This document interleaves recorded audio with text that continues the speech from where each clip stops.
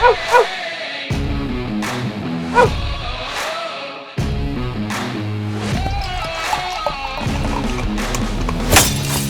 to another edition of the Dogger Pass podcast. This for UFC Vegas 93. Producer Megan on the sticks. Cody Saftik is on the line. We changed our setup here in the Mayo Media Network studios a little bit. See a lot more desk. Get the whole Dogger Pass just in case you don't know what you clicked on the internet. You're a little too nuked. Something like that. I don't know. It's a bit of a rough one for me. I had a lot of people like tagging me and being like, hey man, there's like split decisions going on. There was only a couple that I ended up actually playing, and both of them lost. In fairness, I will say, because I really didn't know what the pricing of them were, a lot of them were like 3-1, so like plus 300. And there was like 13 fights on the card. If you played every single one of them, you're basically just breaking even. So I don't know if it's the greatest, unless you feel really good about a fight being close. Someone tagged us about Lee versus De La Rosa being really close, and we should play that one, and then I ignored it. So shouts to that guy for telling us a good bet and me not tailing. But I think there's something to it. I don't know if I'm going to be doing it in Vegas cards because that's when you got the whole gang together. It's when we go to these regional scenes and you've got some random judge you've never heard of. That's where the split decision money, I think, potentially could be made. I don't agree with that because, I mean, again, they're taking the same bad judges on the road with They always them. have like So a you get third bad judging. They always have a third dummy that you've never heard of before, though. I will take the third dummy over the guys that I have heard of because the guys that I have heard of are no good. I swear to God. And listen, it's not like, you know, it's a uniform problem across the board, even with officiating. I would say Jason Herzog, my guy, and then was the main event of Cannonier Imavov premature? Maybe a little bit, but at the same time, you're prone to a human error. You know, Herb Dean's a great referee. He's made some really bad decisions in there.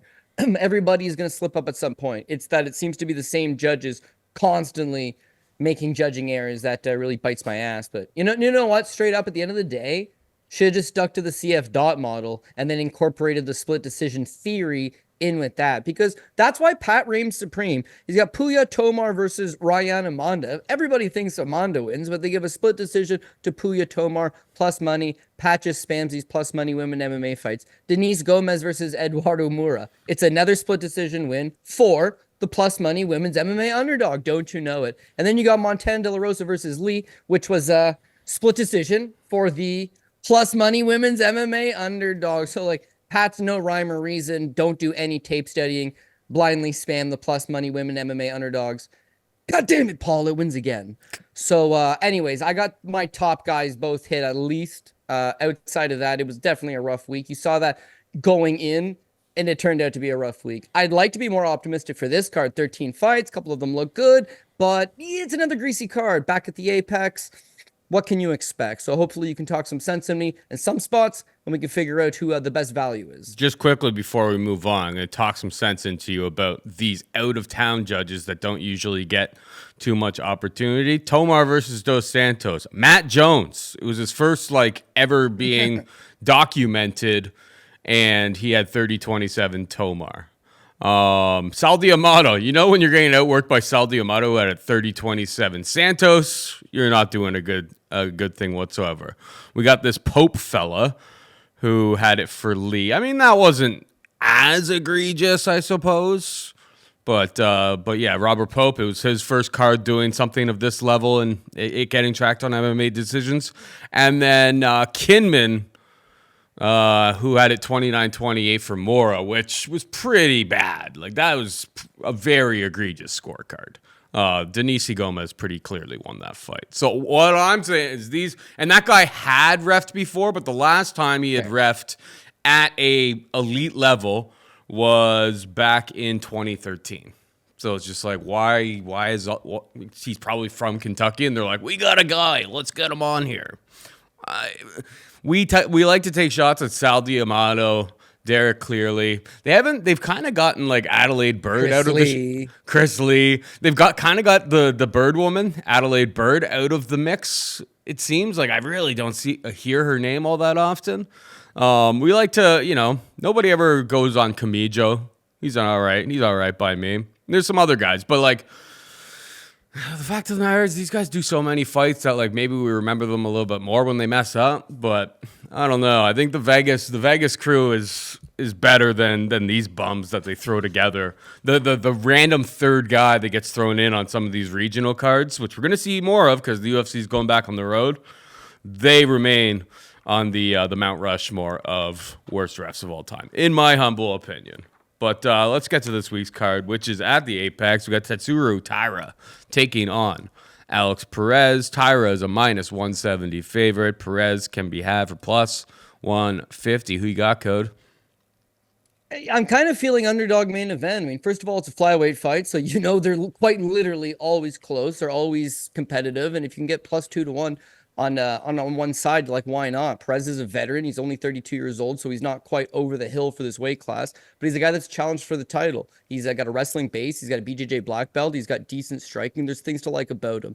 This fight completely hinges on how sold you are on Tatsuro Taira, because he looks like a uber prospect. 24 years old. He's 15-0. He's one of the few undefeated fighters on the roster. They're starting this card at 7 p.m. This main event's not going to go off until 2 in the morning, maybe, to appease the Japanese crowd. And yet, as we were talking about before the show started, there's only one Japanese fighter on the entire card. So they know that he's big in that market. They know that he's a potential star in the making, and they're giving him his first shot to headline a UFC. This was not the initial opponent for him. He was going to fight Joshua Van on some other fight, but they decided, you know what?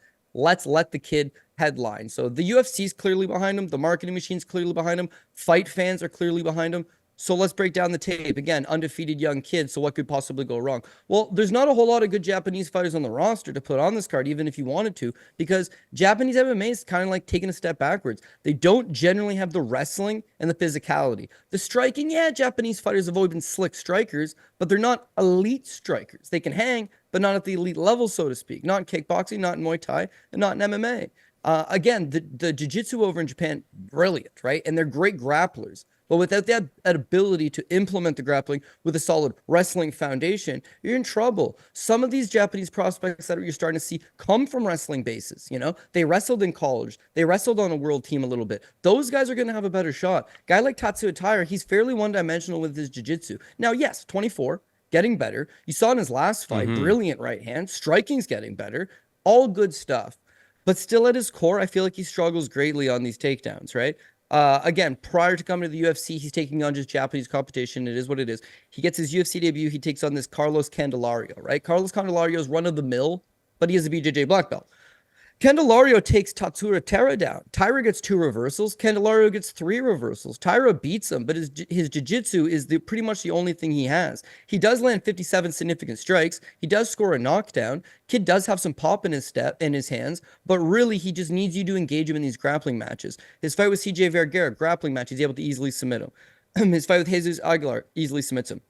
It's the Edgar Chairez fight that's a little more worrisome to me. So in the first round, he's bouncing in and out. You can see that his strikes, even though he has rocked people, even though he would go on to knock a guy out, he doesn't have like the biggest power punching, and he's not super smooth or technical. He's using 1-2 big strike at a time to maybe try to drop under something and take you down. But he's not that physical. He struggles to take Edgar Chairez down. First round, he gets him down. He grapples him, sure. Second round, he eventually gets him down. Sorry, first round, he gets him down, but he gets dropped, right? He steps in. Chairez just lands a sneaky little right hand. Tatsuro Taira hits the ground. Chairez falls onto the ground. Taira hits a sweep. Second round, Taira out-grapples him, almost hits him with a triangle choke at the end of the second round, almost like saved by the bell. Taira almost won at the end of the second. In the third round, Taira's slowing down, man. And at the end of the third round, he shoots a sloppy double leg. Again, it's another display of his wrestling's not good. He's basically trying to just out-muscle you on this stuff instead of using technique, but he's not that physically strong. He tries to just sloppy double leg off the cage. Chairez grabs a guillotine choke. Doesn't look like it's super tight at first. All of a sudden, kid starts panicking. He rolls. Now you got Chairez on a mounted guillotine choke, and the time expires. Chairez lets go of him, and he has this look of disbelief like, oh, man. He stands up, and he kicks his mouth guard into the crowd. Like, I almost just got tapped by a guillotine choke. He did not finish Chairez. He struggled with Chairez, could not submit him despite having him in a bunch of good spots, and he got dropped in the first round. It's actually a flat performance. And then one spot later, he beats Carlos Hernandez, which is a weird fight because Hernandez is the one that shoots the takedown, botches it, pulls Taira on top of him. That's the first round. In the second round, Taira rocks him. you can look and see brilliant spots. The kid is a smooth grappler. When he's on top, he's just floating on you.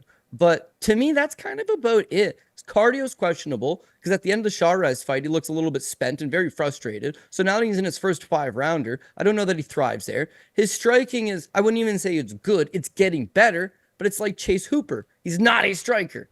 He just dropped a dude. He's working on his striking. 4 years down the road, he may be a good striker, but at this current point in time, it's just like serviceable. So I would give Perez the striking advantage, and his wrestling to me is just not good enough. He can try to take down Perez all he wants, but it's going to be a lot easier said than done. Perez in his career in the UFC, he's rocking 82% takedown defense, which is solid. There's only 3 guys that have ever taken him down. Joseph Benavidez, once. Alejandro Pantoja, once. And Muhammad Makayev 3 times. Well, that's pretty good company, man. Joseph Benavidez, the former 3-time world title challenger, got him down once. Pantoja, the current UFC champion, got him down once. And Makayev got him down 3 times. Makayev got him down 3 times on 20 attempts. Went 3 for 20 on Perez. So, man, Perez can wrestle. And when you look at him, it's like he comes from a wrestling base. He's fought in far superior competition. He's got way more experience. He's got good striking. You look at his last fight against Matus Nicolau, slow first start to the first round. Second round, he absolutely nukes him with the right hand. And at flyweight, that's legitimate power. I'm not talking drop Carlos Hernandez and then swarm him with 75 follow-up punches and the ref warms him 3 times to get back up. I mean, Nicolau is completely out the entire way down. He also beat Yusir Formiga, was a leg kick TKO stoppage. He's got excellent leg kicks on him. And I always point this one out. His fight with Sean Shorty Rock Torres, he knocks out Torres in the first round, okay? If you look on Fight Metric, he landed 84 of 162 significant strikes in less than 4 minutes. The fight lasted 3 minutes and 46 seconds. And in 3 minutes and 46 seconds, he landed 84 significant strikes of 162 thrown in less than 4 minutes. So Perez has volume when he wants it. He's a better striker than Taira. He can wrestle. He's a BJJ black belt, so even if he does get taken down, all he's got to do is survive.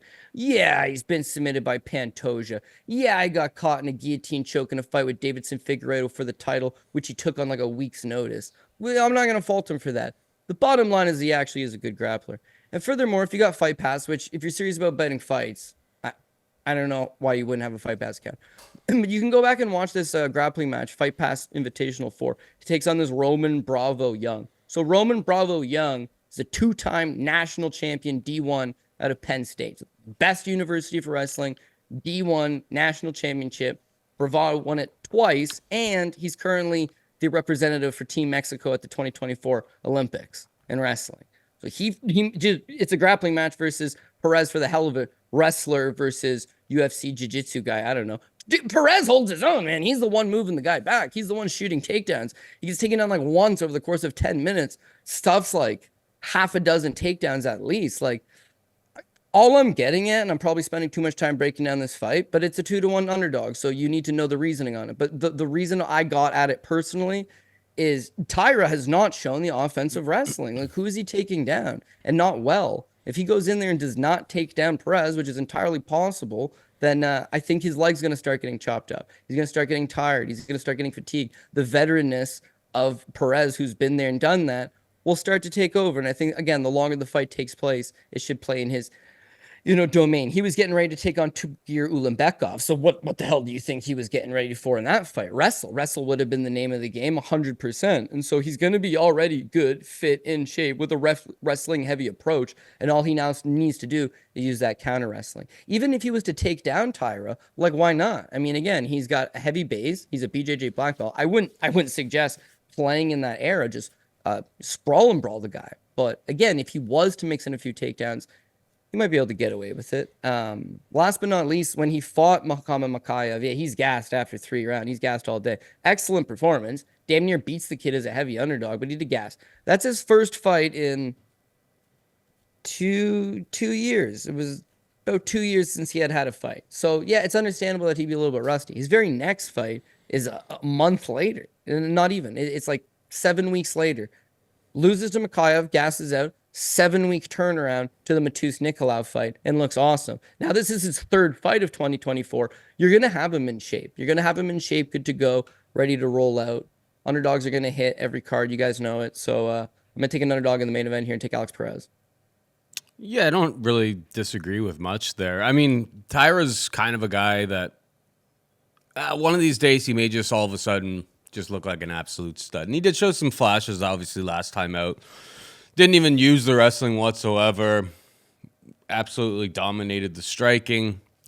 Significant strikes were, basically didn't get hit, and doled out like 33 significant strikes in like a little bit into the second round. So the improvements are being made, but like in terms of the level of competition that both of these guys have faced, like they're not even in the same stratosphere. Alex Perez has been fighting the best guys in the division for many years now. He's had some injuries and all that type of stuff along the way.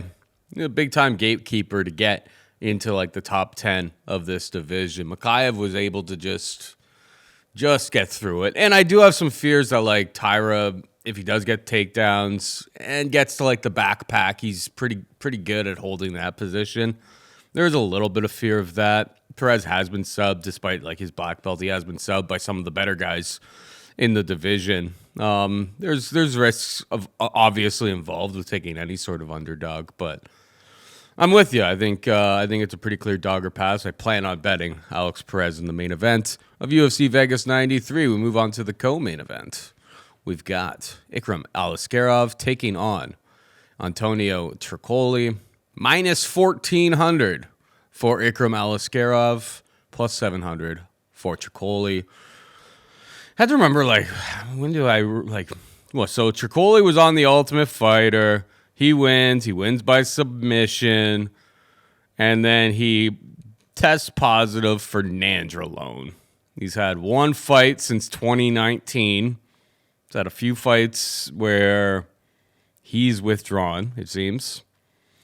And that's about all we know about him. Grappler taking on Ikram, who looks... I mean, this fight makes absolutely no sense.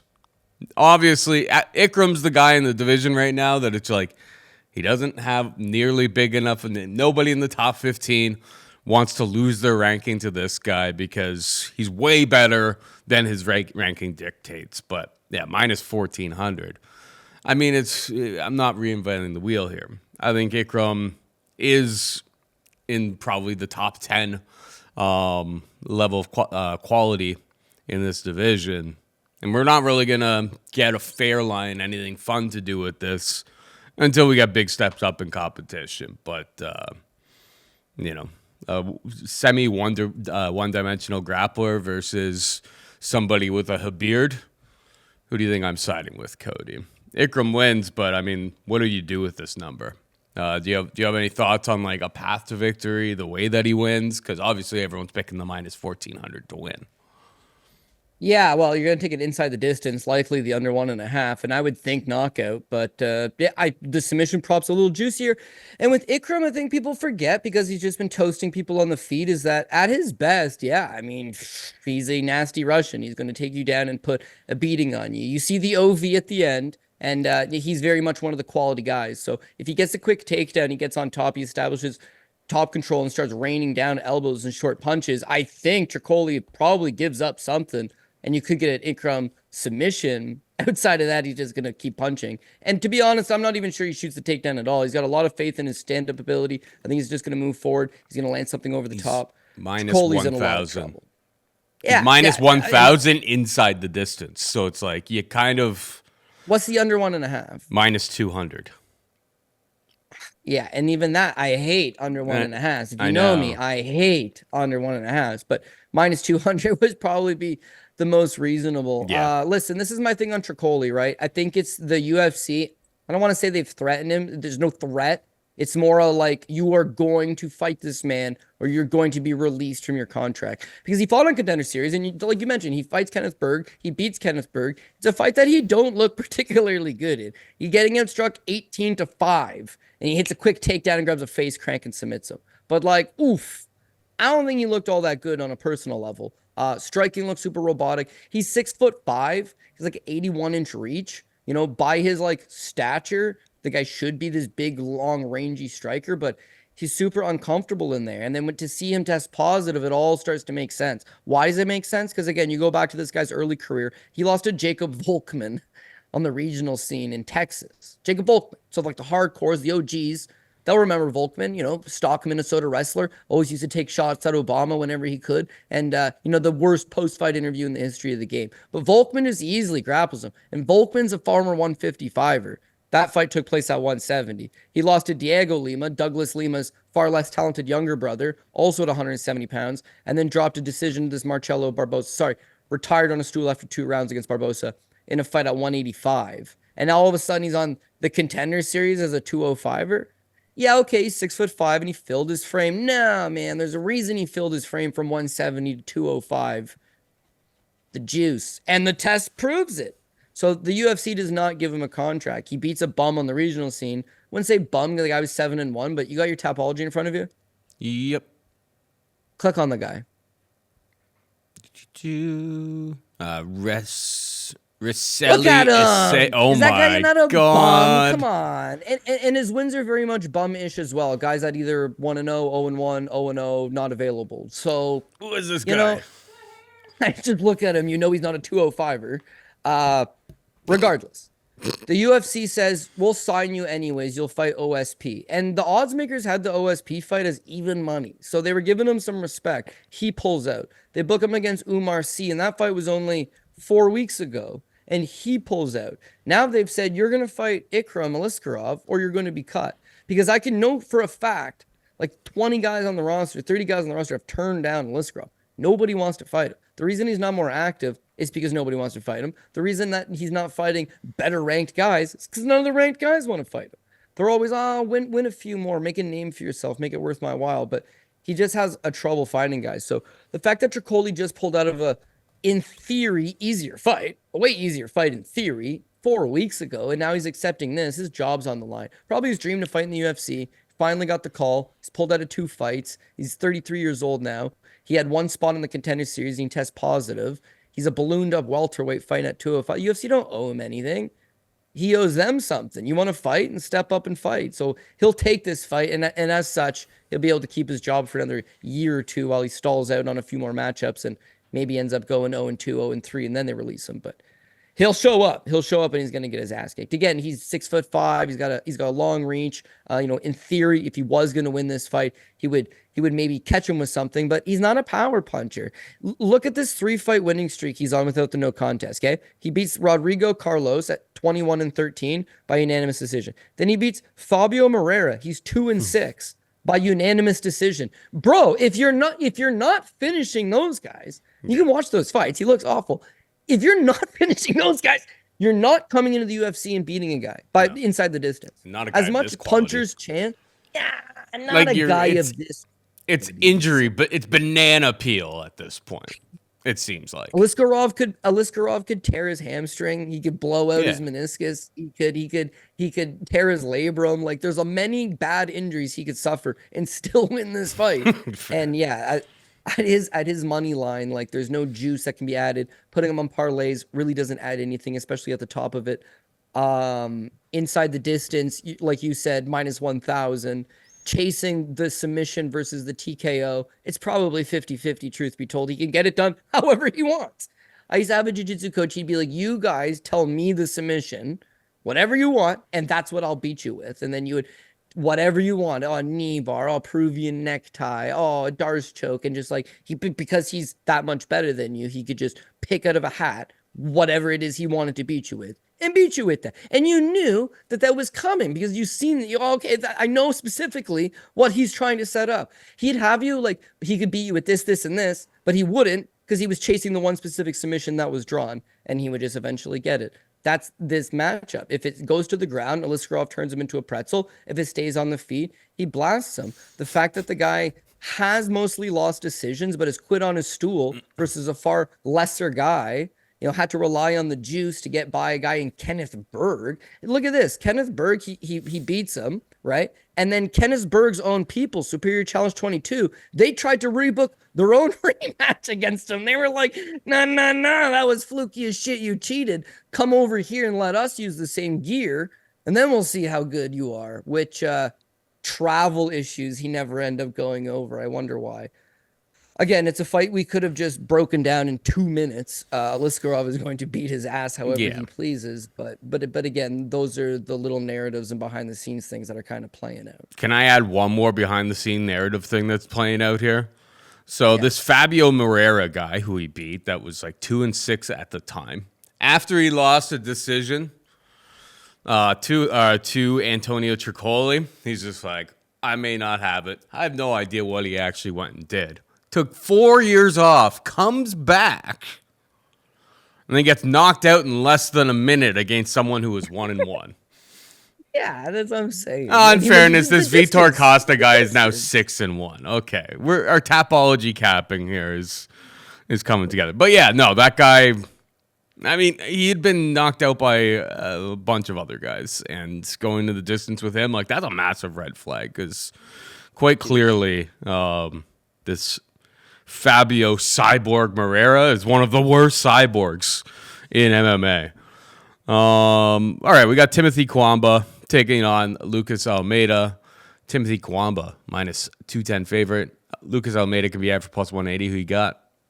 Okay, so I'm either going to get slaughtered on this card or it's just a totally dogs are barking card. But what is there to like about Timothy Cuamba other than full-time fighter, training out of Las Vegas, 24, 25 years old, still very young, again, training with the best guys, and loves to fight, quite literally loves to fight. Nothing else going on in his life other than go to the gym, train, get in there, scrap it out. So again, I think Cuamba will eventually get to a point in his career where he could be decent. But again, you got to go by like what you see on tape. And I don't particularly care for what I see on tape. He's most notable, makes it on the Contender Series against Matteo Vogel from Canada, okay? That first round, he lands the bigger shots, no doubt about it. He catches a nice couple kicks. He counters with a beautiful right hand. He wobbles Vogel a couple times. There's a real aura in the arena. The commentators are right behind him. Wow, this kid looks like a legitimate prospect. The second round, he just doesn't throw anything, man. Like, he's got no volume to him. Yeah, he's got a decent right hand, but he's a very green, young fighter that's just running out of ideas. He should be fighting on LFA. He should be accruing good regional level experience. Instead, they got him fighting on the Contender Series.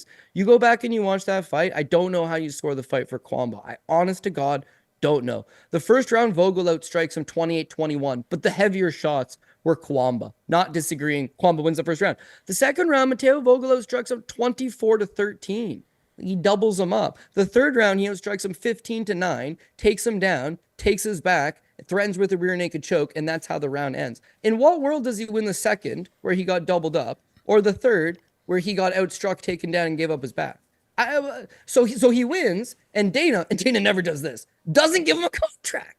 That's how disappointing he looked in that Contender Series fight. Red flag. Yeah, Dana signs everybody. But no, it was like... It's Oprah Winfrey. You get a contract, you get a contract. That's what Contender Series has become. So if you don't get a contract, big red flag. Except for your boy Torres Finney, who's coming to the UFC. I don't know if you noticed that yesterday.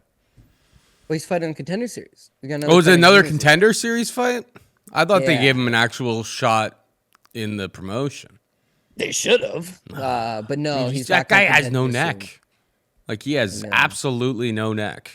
Good luck if you're like a submission specialist. Like, you're not subbing that guy. Torrens is my boy and a legitimate prospect, but we'll talk about Knutsson later on. Bo Nickel, he's gone on a different level, but there's been a couple people they just didn't sign for whatever reason, brought back, they dominate again, and then you sign.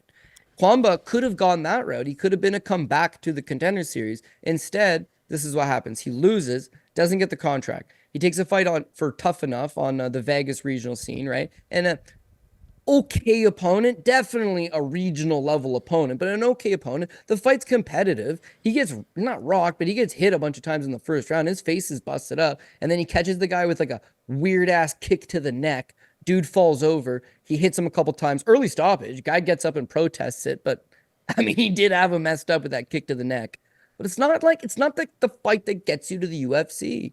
So then the UFC says, well, man, we need a guy. They need a guy short notice. And so Cuamba comes in short notice for his official UFC debut against that Boyla Oki. And Balaji Oki, sorry. And against Balaji Oki, he's up a weight class. I'll give him that. But again, there's the same thing I saw on the Contender Series will look like him in his UFC debut. He's just gun shy. just doesn't throw enough. By the numbers against Vogel, he got outstruck 67-43. Against Oki, he gets outstruck 60-33. Now, they'll tell you it's a split decision, but it's another one of these. In what world is this a split decision? Oki dog walks him the first 2 rounds and the first and the third. Second round, nothing happens. I'm inclined to give the second round to Cuamba. But the first and the third, how anybody could not see it Oki is just absolutely baffling to me. And if you go to, say, MMA decisions, it's like 15 of 15 media members scored the fight for Oki. Nobody gave it to Cuamba. A couple guys had it 30-27 Oki. So now he's dropping back down to 145. That'll help. It's his second fight in the UFC, sophomore outing, always better. He's still only 25 years old. He's accruing top-level experience at the highest level, and he's in one of the best gyms in the game. It's all good stuff, but we can only base things on where they're at this current point in time. And at this current point in time, he's too reliant on the knockout. The knockout has to happen. If it doesn't happen, he's not going to outwork you. He's not going to win a volume game. Even though he comes from a wrestling background, they'll preach that he has a wrestling background. He's not trying to take any of these guys down, and he doesn't seem all that physically strong in the clinch. A lot of guys will pin him up against the cage. Guy like Vogel, was able to back him up constantly. So there's just a worry that he's going to get outworked by somebody. Now, Almeida's not good by any stretch. He's 33. He's been off for 6 months. He's coming off a bad loss to Andre Fili where he completely got deaded. He's 1-2 in the UFC. He lost his fight in the Contender Series. There's a lot of stuff that you would not like about him. 100% red flags galore. But the things that you maybe do like about him, if you're looking at a plus money underdog that could cash, that loss on Dana White's Contender Series against Daniel Zellhuber, who's a top prospect, and he wins the first round, and he gets outstruck 115-96. The simple fact that he had landed 96 significant strikes is far more than Cuamba is thrown up. Yeah, he got taken down one time. He survived. I thought he knocked him down in like round 1. He knocked Zellhuber down, didn't he? They didn't credit him with it, but there was like a spot where it seemed like it. Yeah. Oh, he was wobbly, he was rocked, but he didn't hit the deck. But big power, decent volume. When he is in shape, he has decent cardio. His fight against Michael Trizano, Ultimate Fighter veteran, right? Solid guy, winning bare knuckle boxing matches now that he's no longer with the UFC, but like a quality guy. And I mean, Lucas just dog walks him, continuously moving him back. Almeida eventually puts the final touches in the third round, knocks him out. It's a very quality victory. Then to run into Pat Sabatini, it's just a bad style clash. This guy's just going to take you down. This guy's got a high-level BJJ black belt. It's a bad style clash. For the record, though, he had tried to fight Zubair Tuhugov.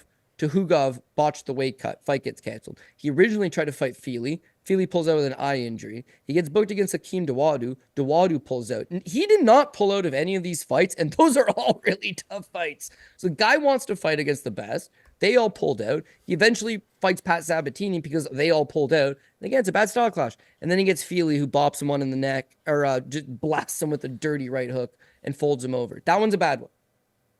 But why I would get behind him is that I know he's one of these tough Brazilian guys. The Fili fight, he never got in his groove. He landed some really good leg kicks, but for the most part, he wasn't pressing forward. He wasn't throwing volume. His prior fights against Trizano and in his fight against Daniel Zellhuber and a lot of fights on the regional scene, he can look at these wins.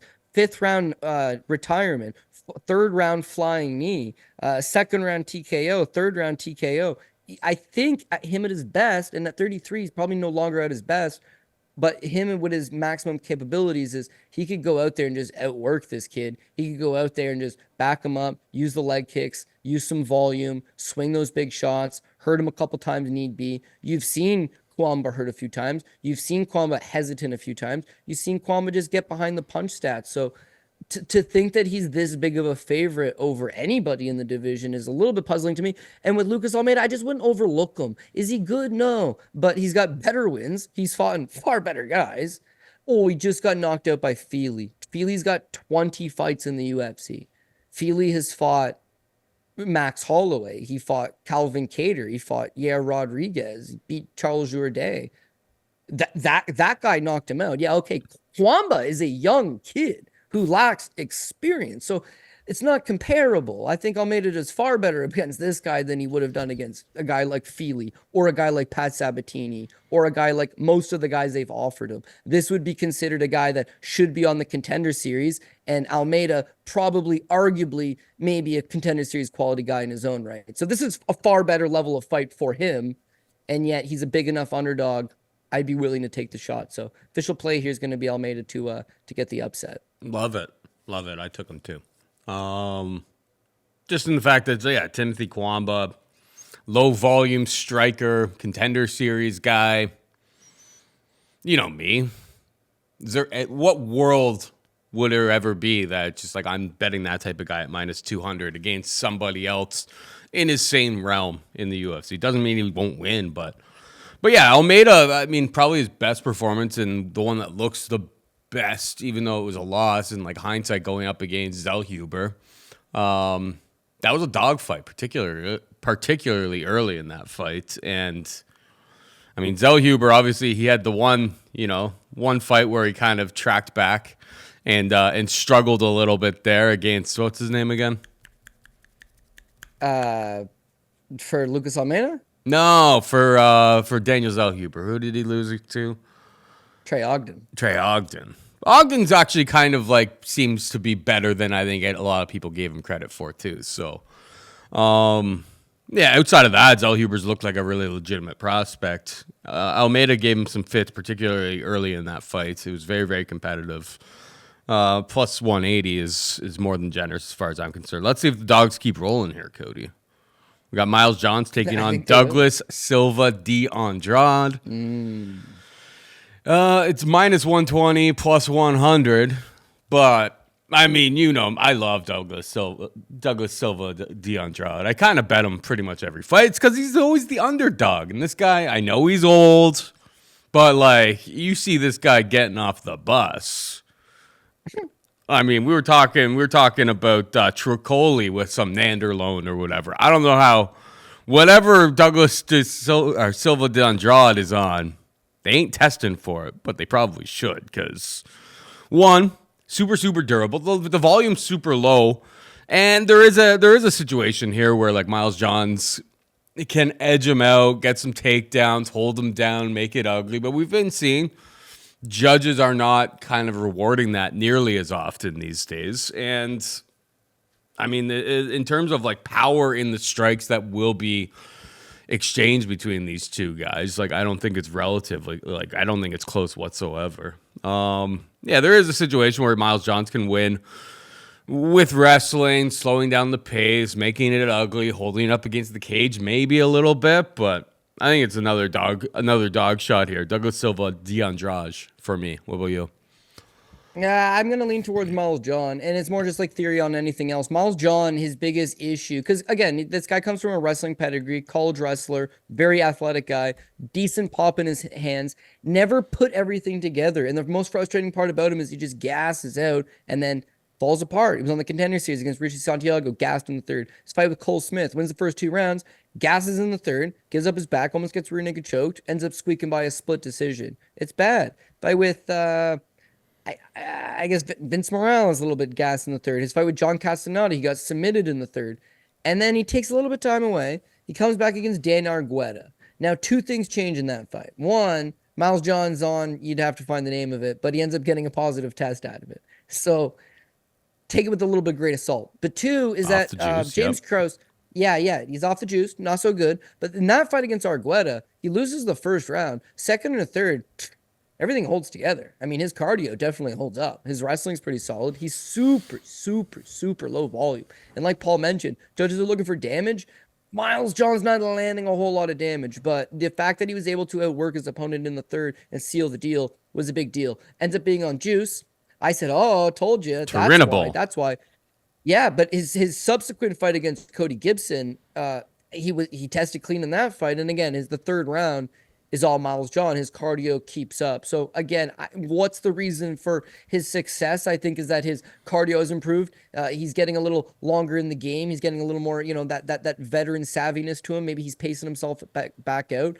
But he used to be at Fortis MMA for the longest time. And again, things just didn't click. He's got skills everywhere, but it just never clicked. He's got a younger brother, Elijah Johns, not a good fighter, but another guy that with skills everywhere. It just doesn't click. Then he decides to leave Forest MMA and come down to Marathon MMA. Now, Marathon MMA is what Glory MMA and Fitness used to be. So James Krause, whatever he's up to, real estate, all that jargon, he leaves saying this fight's rigged because not a rigged fight, not a rigged fight. We just talked about Trey Ogden. Trey Ogden oversees it, and Trey Ogden gets these boys in good form.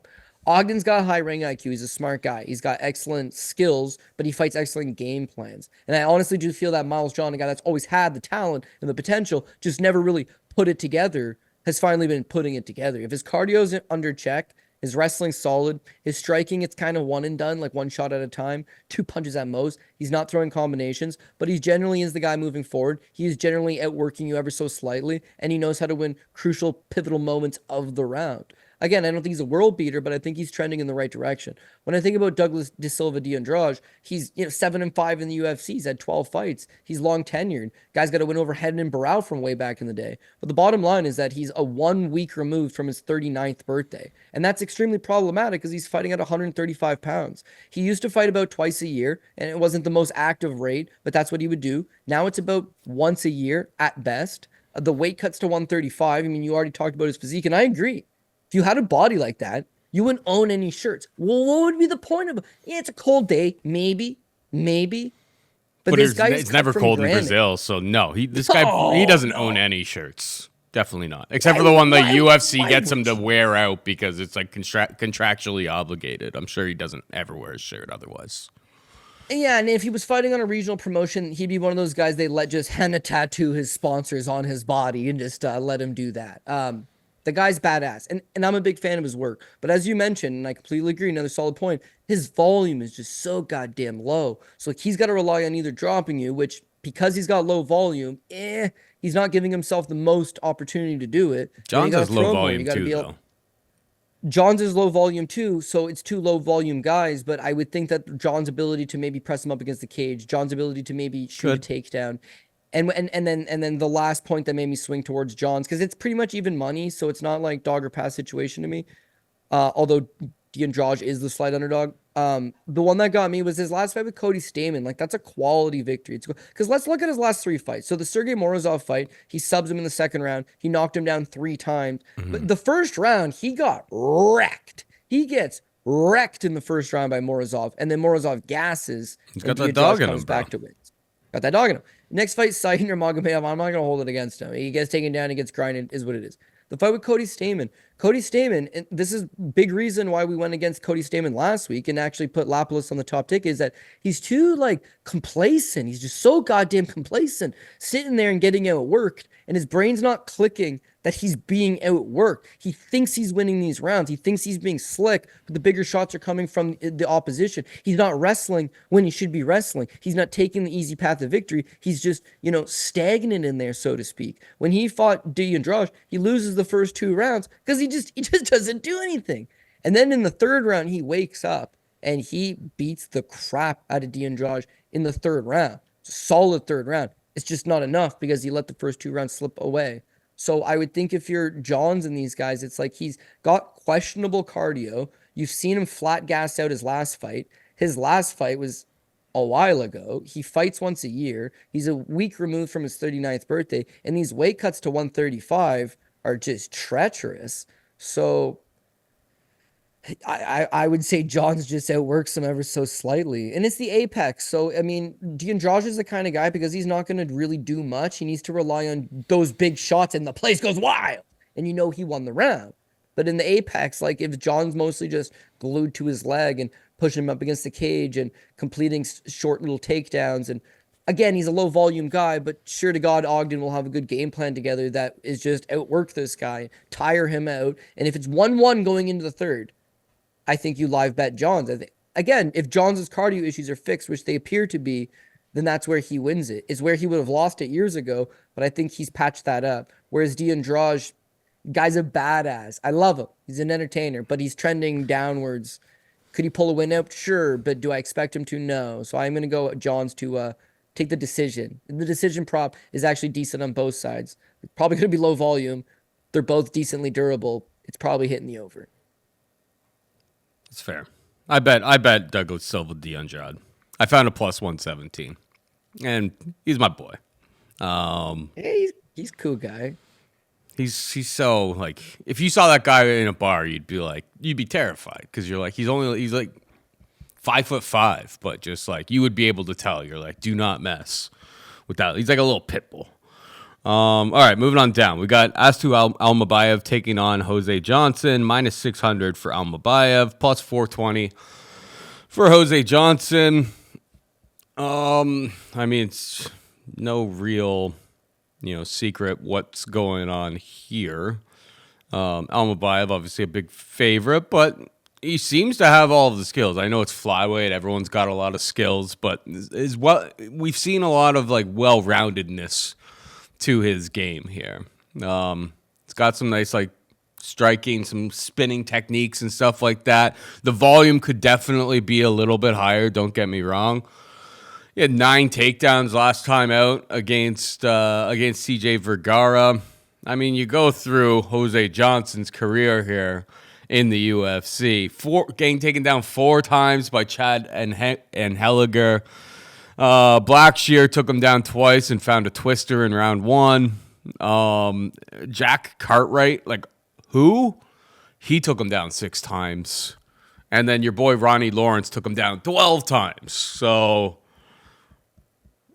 it's not, you don't have to be a mathematician to realize that like Astu Almabaev, if he wants the takedowns, which he probably should want the takedowns because Jose Johnson can put up some volume, cause some problems on the feet. I think Almabaev can probably win this fight everywhere, but those takedowns should be available early and often, and I would expect him to get after it. In terms of how you approach this, though, like I remember having Almabaev, I believe, by submission at a pretty wide number against CJ Vergara, and I was very, very frustrated because like he had opportunities, but like he was also kind of happy to just like hold position because he's like, I'm winning here. So haven't looked through the props yet, but Almabaev, rinse and repeat takedowns, should get the victory here. What do you think? Yeah, I got mixed emotions about this one. On one hand, I'm a Bayev all day long. Takedowns, our kind of guy. He's not an OV, but he's an EV, and that's pretty good too, Paul. Yeah, listen, he's going to go with the wrestling heavy approach. You've seen him do that in his last fight with Vergara. He's 30 years old, so he's not like this young, super green prospect. He knows what he's good at, and he knows how to go out there and win fights. He is a potent finisher when he gets his favored positions, but at the same time, it's super low volume, man. And the problem with flyweight is that they're always competitive fights. So minus 600 on any flyweight is not good. Not good. So then people would say, what the hell is Jose Johnson going to do? Well, many things. Well, let's start off with the fact that Astu Almabaev, his debut against Odi Osborne, takes it down twice. That fight was CJ Vergara 9 times, okay? So he takes CJ Vergara down. And Vergara is not a top 15 flyweight. He's like a gatekeeper to the top 15, very middling at best. And yet he took him down 9 times, and Vergara got up 8 of those times. So his top control is not surefire. No. 2 fights back before he even signed with the UFC, he fought Zach Makovsky, a UFC veteran, on the Brave CF regional scene and barely squeaked out a split decision over him. His top game in his wrestling is not bona fide. It's good over guys that can't wrestle. So against Vergara, he takes him down a bunch, but again, he can't hold him down a bunch, which is problematic. Second thing is, again, with those 9 takedowns, only 44 significant strikes landed, no submission attempts attempted, as you alluded to. But beyond that, he would get him down. He didn't even want to pass his guard. I don't know if he couldn't pass his guard or if he just didn't want to pass his guard, but he didn't do shit with the takedowns. So you see bad judging all the time. You see very competitive flyweight fights all the time. If you just simply get 9 takedowns on a guy, you should win, but you don't always win. And that's what's worrisome to me. Jose Johnson, and you pointed this out, 12 takedowns to Ronnie Lawrence, but he got up 11 times. 6 takedowns to Jack Cartwright, and he still won that fight by unanimous decision. Damon Blackshear, 2 takedowns and got a twister on him. Well, that's a tough titties one. Chet Anhledger, 4 takedowns, and he still won that fight. It was close going into the third. He bucked up. He ended up reversing position, takes Anhledger's back, and chokes him out. So he gives up tons of takedowns, and Almabaev is going to take him down. But Almabaev tends to let opponents get back up, and Johnson tends to work his way back up. So that's a little bit of an issue. Thing number two is that Jose Johnson, he's dropping down to 125 pounds from 135 pounds, but yet he's 6 feet tall, dude. So I'm pretty sure that'll make him the tallest flyweight in UFC history. I have seen 6 foot plus bantamweights. I can't think of a 6 foot plus flyweight. The dudes that were considered tall were guys like Louis Smolka, like what's he? 5'8". Willie Gates, what's he? 5'8", 5'9". Who's the tall flyweight? But at 6 foot, that in itself presents a ton of problems. Like he's got tons of length. If the fight is standing, he's got like a 8-inch height advantage and a long reach advantage over Almabaev. Almabaev's low volume. So yeah, he probably takes Johnson down, but when it is standing, Johnson's going to be landing the better shots. I think he's going to be looking like he's dictating the action, and it poses issues. Also at 125, taking him down is going to be a problem. It's like stuff like single legs and double legs up against the cage. Like you're going to really have to muscle it because he's got like high center of gravity, sure, but it's hard to disrupt that base and get him off of his feet. So again, it's going to pose some problems. Thing number three is that when he's on his back, even though he's getting taken down all the time, all he does is he just throws up elbows and throws up his legs and tries to grab an arm, tries to drop a triangle choke. Tons of wins off of his back by triangle choke, arm bars, just chop up the guy. He's very highly active. So all I'm getting at, and I got Almabaev to win the fight. It's the line, the minus 600 in a flyweight fight. That's red flag number one against a guy that was a pretty tall bantamweight dropping down, problematic. Like Damon Blackshear, that's a big bantamweight. It's a solid, talented bantamweight. Mo Miller was on like the junior Olympic wrestling team. He stuffed takedowns off him. When he did get taken down, he threw up a triangle choke and caught him with it. Like, again, I think that Johnson flyweight debut, big, tall, rangy guy. He's a 40-fight veteran. Like he's not, I shouldn't say 40-fight veteran. He's a 25-fight veteran. Tons of experience, active off his back. It'll be, what are the judges looking at? Who are the judges and what are they looking at? If they're looking at the guy that gets the 8 or 9 takedowns, doesn't do much with it, lands 40 significant strikes, but mostly has control time, Almabaev wins. And again, I am going to pick Almabaev. But if those judges are looking for who's trying to finish the fight, who's trying to work their way back up and land those big knees, Almabaev comes up the middle, there's a knee waiting for him because of this height discrepancy. He took down CJ Vergara 9 times. Vergara's 5'6", right? And Austin Almabaev's 5'4". Yeah, that makes sense. This guy's 6 feet tall. The takedowns might come easy because he's so tall, but it's going to make things awkward. And if he's active off his back, he's constantly working his way back up. He's throwing short elbows. He's landing the better strike standing. You can control him for 4 minutes. He gets back up and he lands one big knee up the gut, one big eye-catching blow that could steal it for him.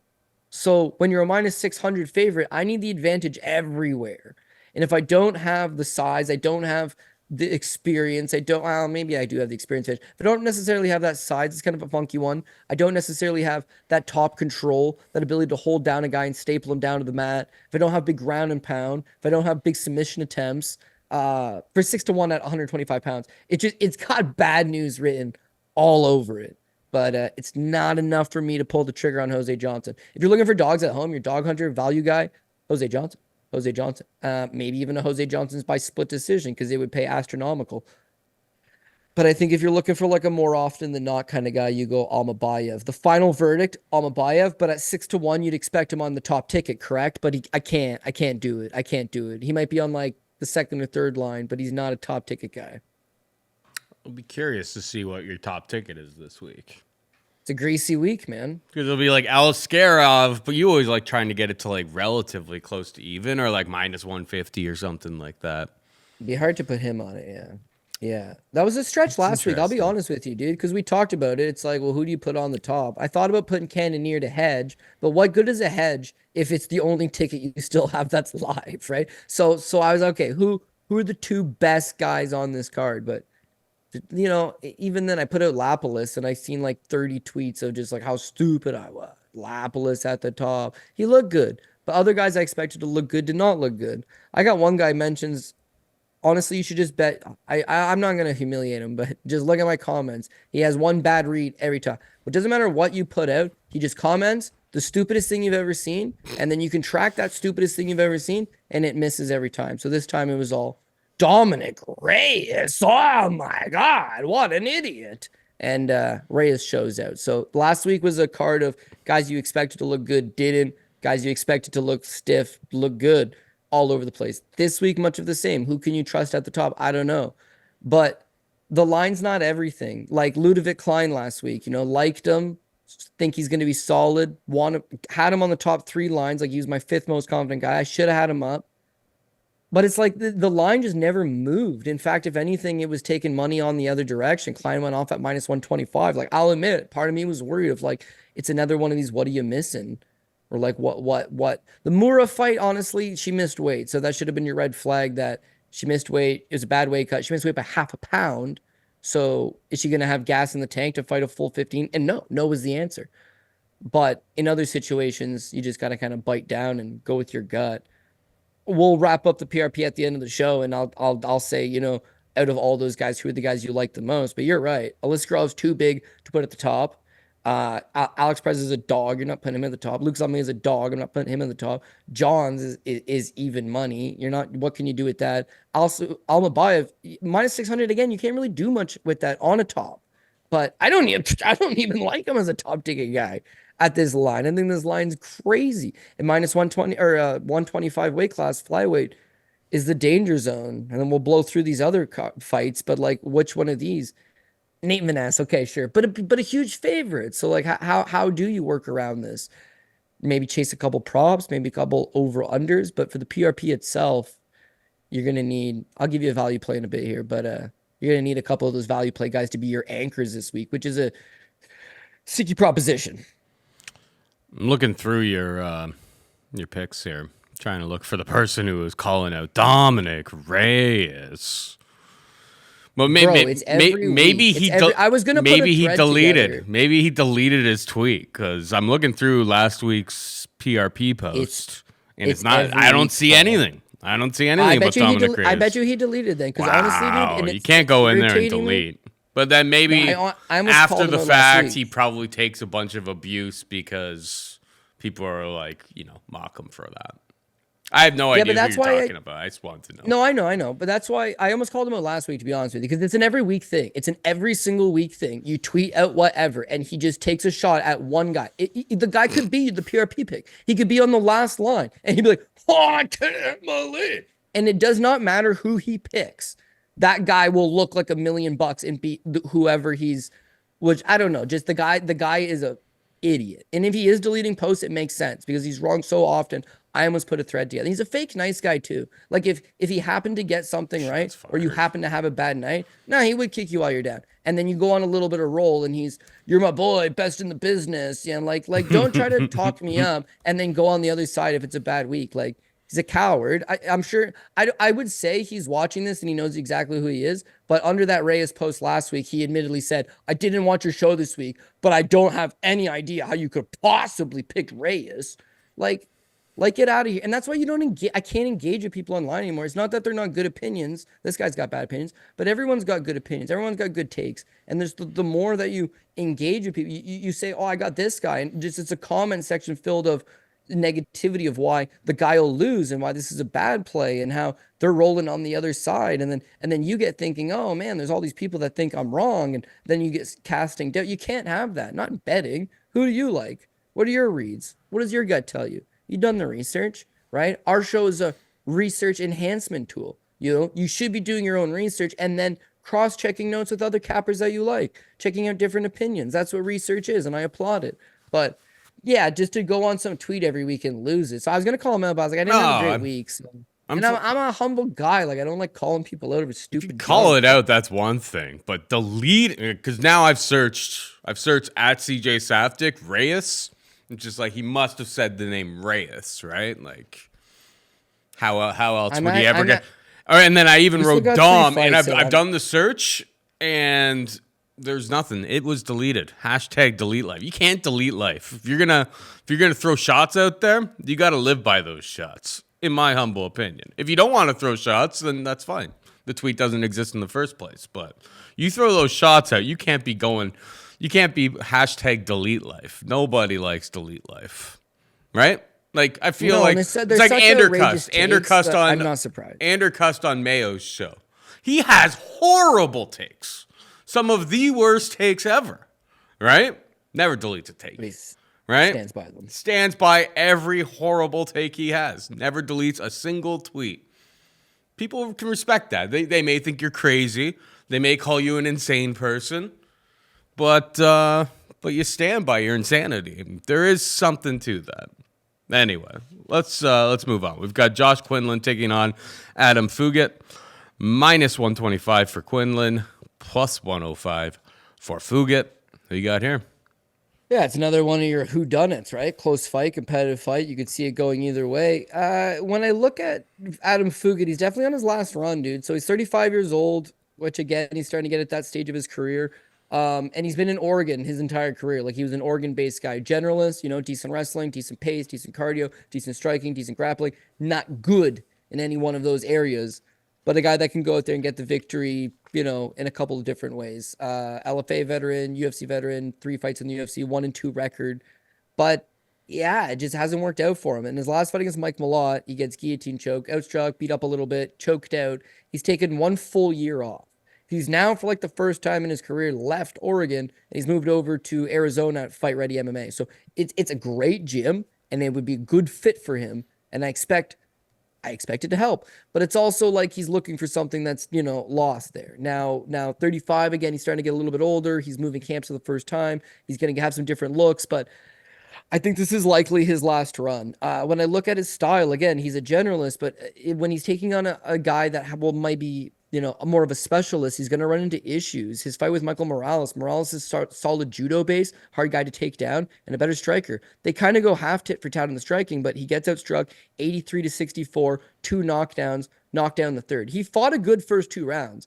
In the third round, you can see the damage starting to get through to him. The Mike Malott fight, same thing. Mike Malott, clean knockdown, 2 takedowns, doubles him up on the significant strikes count, and then eventually chokes him with the guillotine choke. So I think that there's some durability issues. His chin's not cast iron. His submission defense isn't cast iron. His cardio is okay. His pace is okay. He's got skills, but he generally needs to drag you into deeper waters, get on top of you, hope that you gas out. With Josh Quinlan's a super anomaly. Like, he's a low volume, heavy power puncher. If he clips you, he's putting you out. Most of his wins have been by quick knockout. On the regional scene, as an amateur, he knocked out Sarek Shields, big win.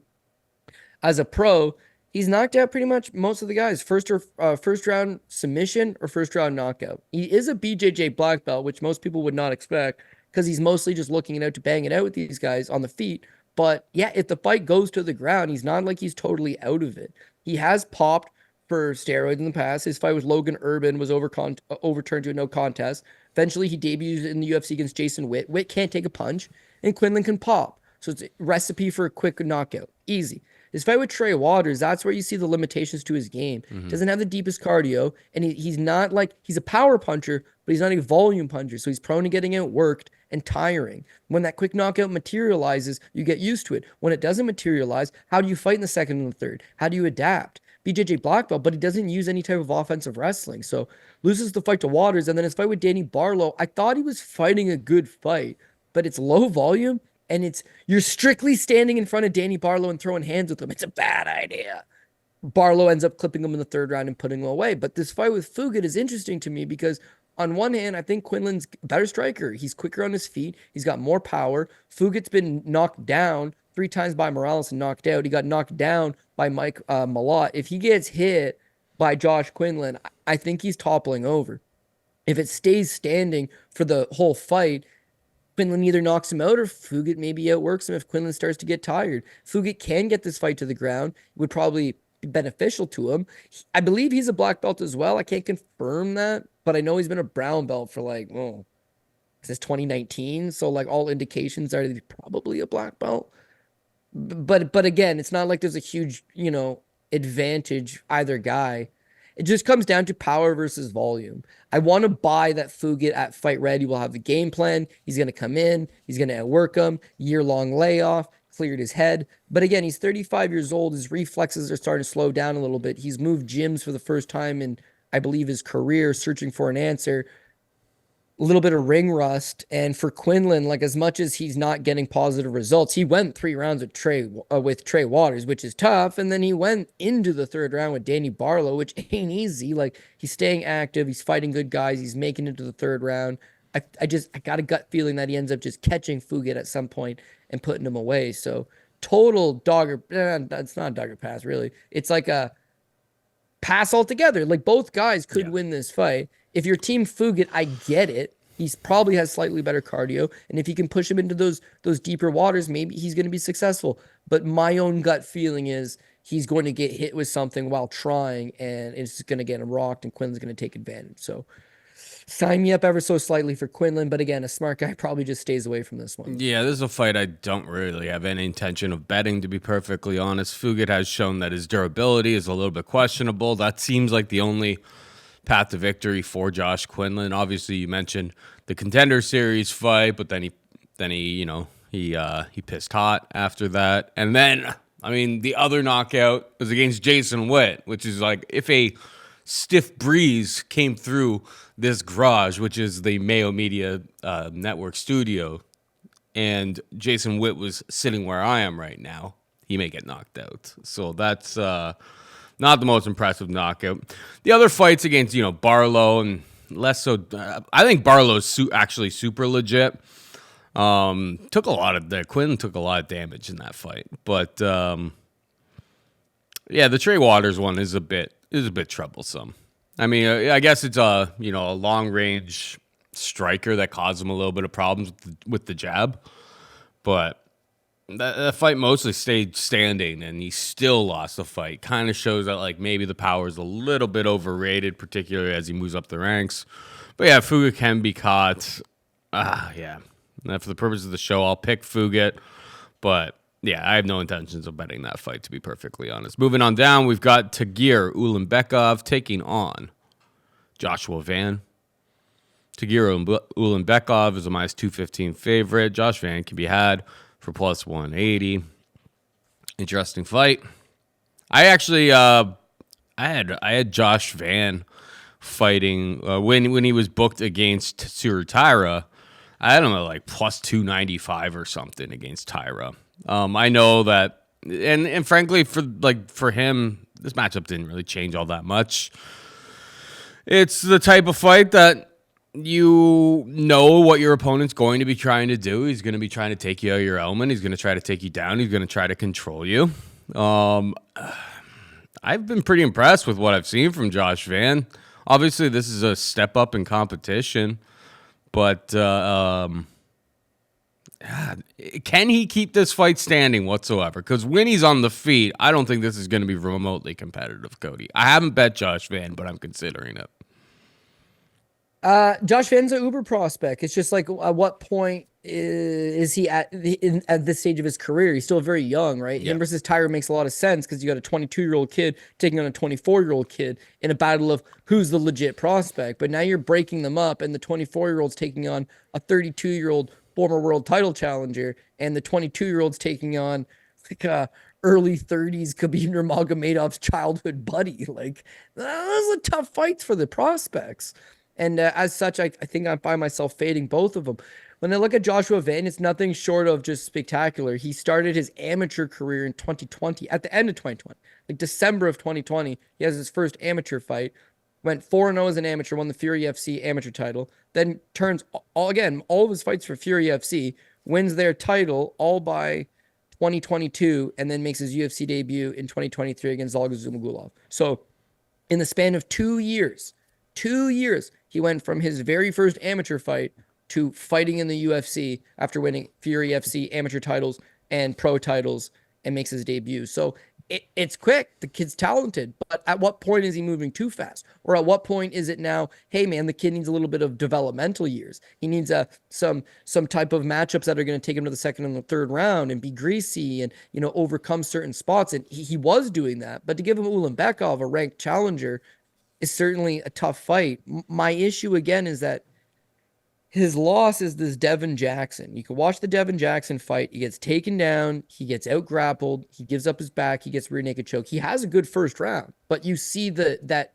He's still young. He's still green. And grappling is going to be the way to beat the guy. Gives up the second round rear naked choke. Now, people will say, oh, dude, he's gone on a 7-fight winning streak since then, an 8-fight winning streak. Yeah, but the fight's only 2 years ago, right? It's not that long ago. So I think grappling will still be his issue. Then these are his fights since. This Francisco Bondo, not a wrestler.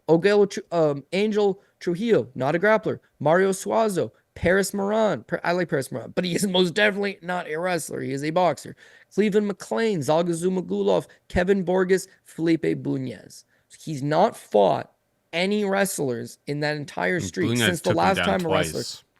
Bunez took him down twice. And so Bunez is an excellent BJJ black belt. He's a guy that, beat Yoni Sherbatov, the triangle armbar. The guy's got great submissions, but he's not some particular big wrestler. He's a big physical guy, and he took him down twice, gets a few minutes of top control, wins the first round. I remember I got tons of money on Van, and I'm thinking, man, I'm an idiot. And in the second round, boom, he catches Bunez, puts him away.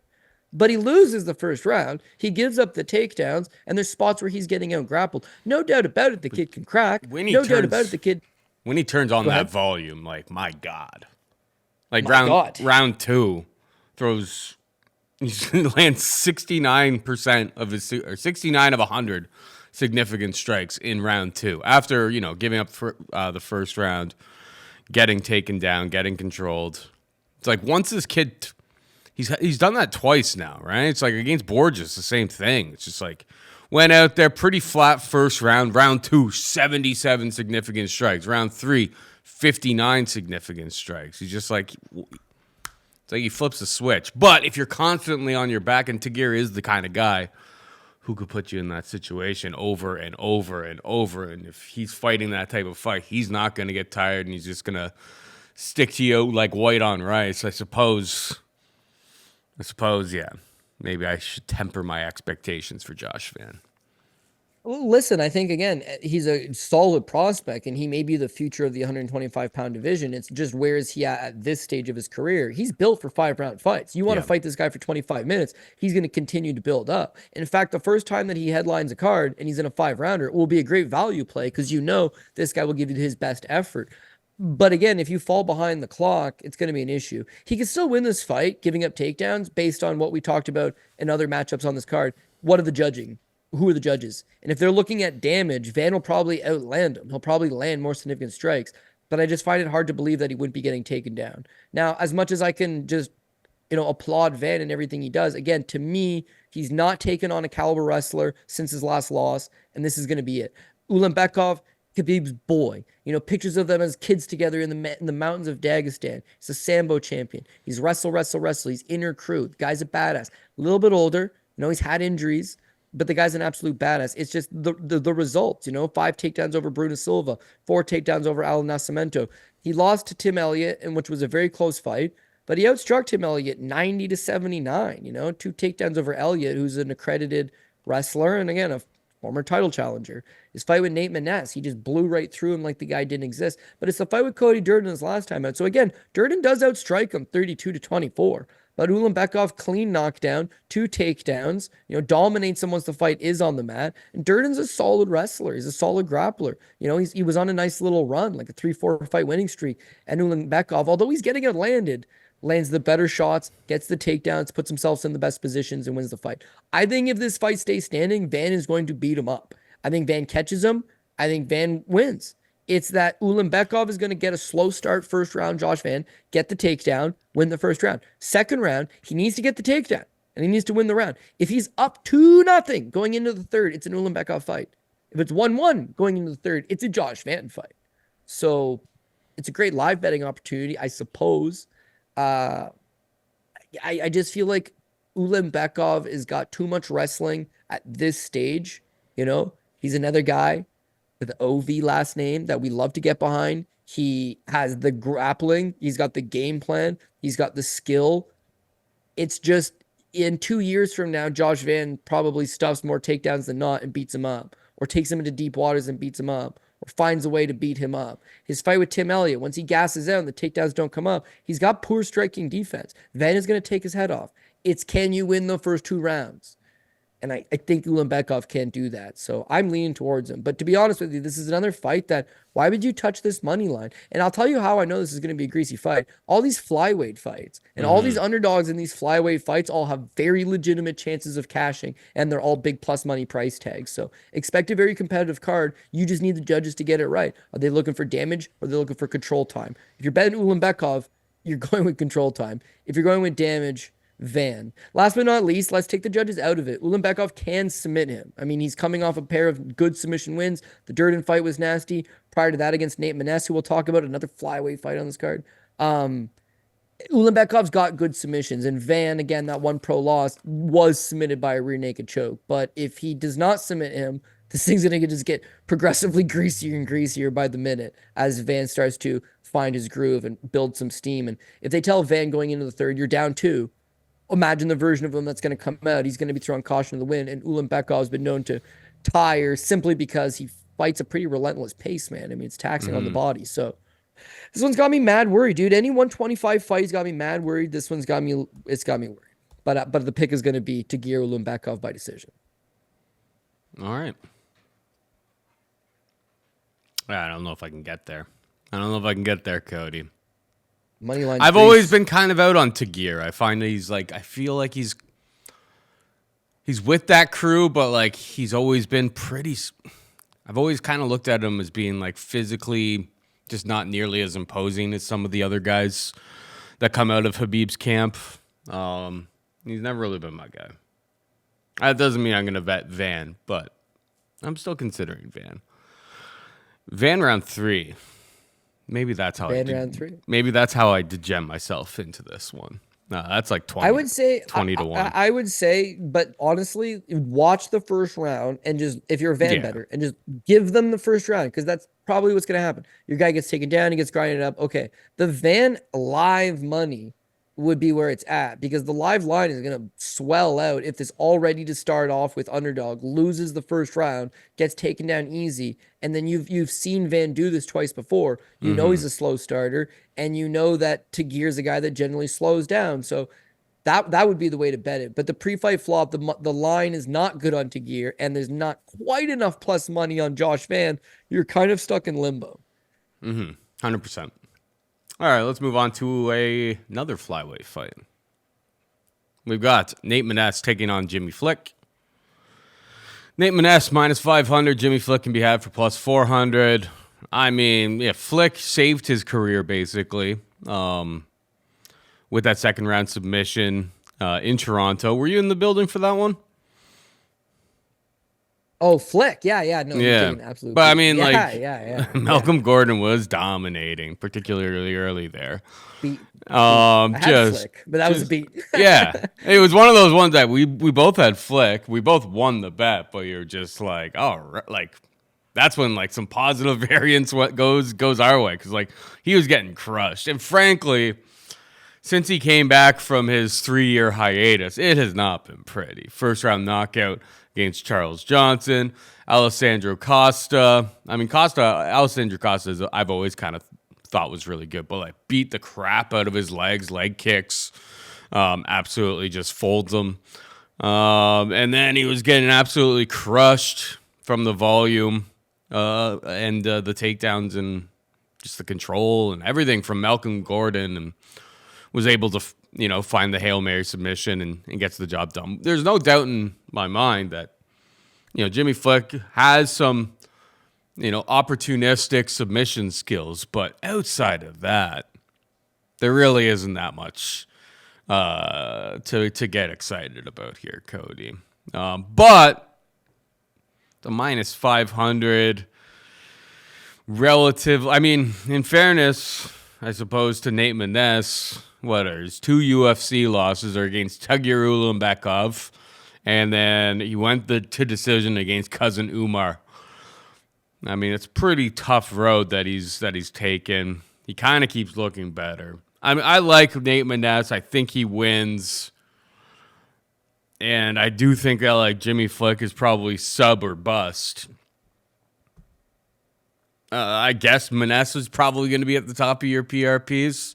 I don't love it, but it's really hard to make a case outside of a submission for Jimmy Flick. It just there wasn't all that much there before, and after the comeback, like there's really there's one single path to victory that's there, and if that doesn't present itself, he's got nothing. Who do you got here? Yeah, well, I'm definitely going with Nate Maness, but Jimmy Flick, because he's such a specialist, it's always gonna be a little bit worrisome. Like quite literally, he's 125-pound Paul Craig. Yeah. A little bit shorter in the win column. Like Paul Craig's got a couple just, wow, how did you do that? But it's the same concept. It's like he cannot strike. He cannot wrestle. I shouldn't say he cannot wrestle. Jimmy Flick wrestled in high school. He's got a high school wrestling base. He will shoot multiple takedowns. He will dog on a bone you on a single leg. He will try to grapple you and peel you to the ground. But he's fighting in the UFC, man. Like high school level wrestling just ain't getting it done. And in his case, yeah, no, he's not. He's not getting it done. He couldn't take down Charles Johnson, and everybody takes down Charles Johnson. Johnson's a badass for the record, but everybody takes down Charles Johnson. Flick really wasn't having any success there, and then he gets melted. Costa's got takedown defense for days, and he brick walls him and knocks him out. Malcolm Gordon stuffed 4 of the takedown attempts. Finally, in the second round, made one small mistake. Flick got on top, and that's where he goes to work. And again, like a Paul Craig, like a Ronnie Yaya, like who's that bum that beat Leon Edwards back in the day? I hate the guy so goddamn. Claudio Silva. Like those guys that quite literally have nothing else but pretty good BJJs. Like if they can force it into that element, if they can move the fight into that one specific area, they can thrive, and that's Jimmy Flick's thing. So how does he match up with Nate Maness? So Nate Maness's takedown defense is actually pretty decent, but he can get taken down. He got taken down twice by Johnny Munoz. He got taken down once by Tony Gravely. He got taken down 3 times by cousin Umar Nurmagomedov. He got taken down by Tagir Ulanbekov. Here's the thing. Most of those fights are at 135 pounds, so I'm willing to give him a pass. Johnny Munoz, solid wrestler, wrestled in college. Tony Gravely's a 3-time state champion out of Virginia and wrestled for Appalachian State in college. Solid wrestler. Umar Nurmagomedov, dare I say more, and Tagir Ulanbekov, who we just talked about in that last matchup. So Nate can get taken down, but Nate gets taken down by like the best of the best. And he's willing to fight the best at 135. Now at 125, I think it's his home. Loses his 125 debut to Tagir.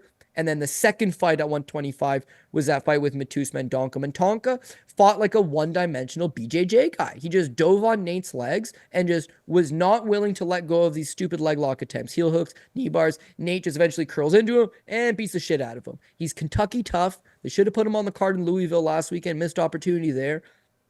But the bottom line is the guy can fight, and he's got a ton of experience. Even before he even came to the UFC, when he was fighting on the regional scene beforehand, he had beaten Jesse Arnett, the best bantamweight in Canada. He fought Taylor Lapalus for the TKO title. Lapalus, again, you saw him last weekend. He's a ranked top 10 bantamweight on the roster, maybe top 15, but all the same, very talented guy.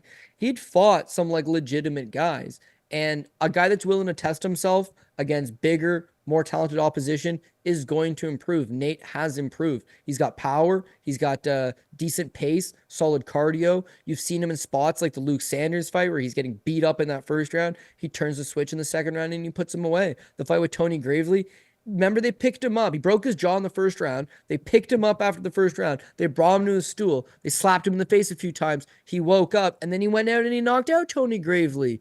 The guy is Kentucky tough. He's going to fight for your dollar. He's again, heavy-handed, solid takedown defense, solid cardio, solid pace. I like him. 125 is his home. He makes this weight comfortably now. He could be not a problem, but a top 10 gatekeeper, the top 10 type guy who's going to be in for a lot of fun fights.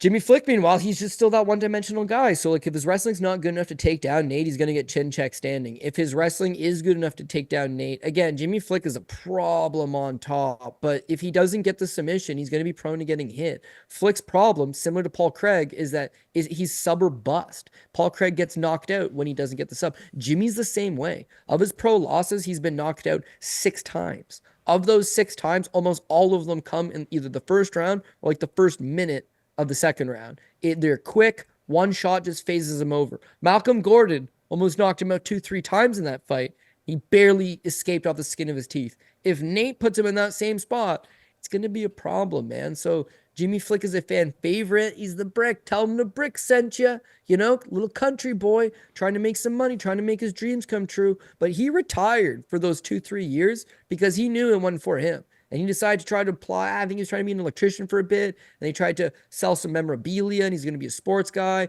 Once you know it, he tried to do Flick's picks. He was going to give out fight picks, but one of the worst cappers you're ever going to see in your life. But a generally fun guy. Just I think he realized at some point, I'm never going to see a $50,000 check in my life, if not for winning a fight in the UFC. And that's what he's pursuing. Hasn't gone particularly well for him. He's 1-2 since he's come back. Won his last time out, but he was getting roughed up. If he gets roughed up again like that from Nate Maness, I don't expect Nate to make the same mistake that Malcolm Gordon made and have that same slip up that Gordon made. So I would say Nate Maness, rightful favorite. I know a lot of people are very high on him, and I'm high on him. I think he wins this fight. I'm picking him.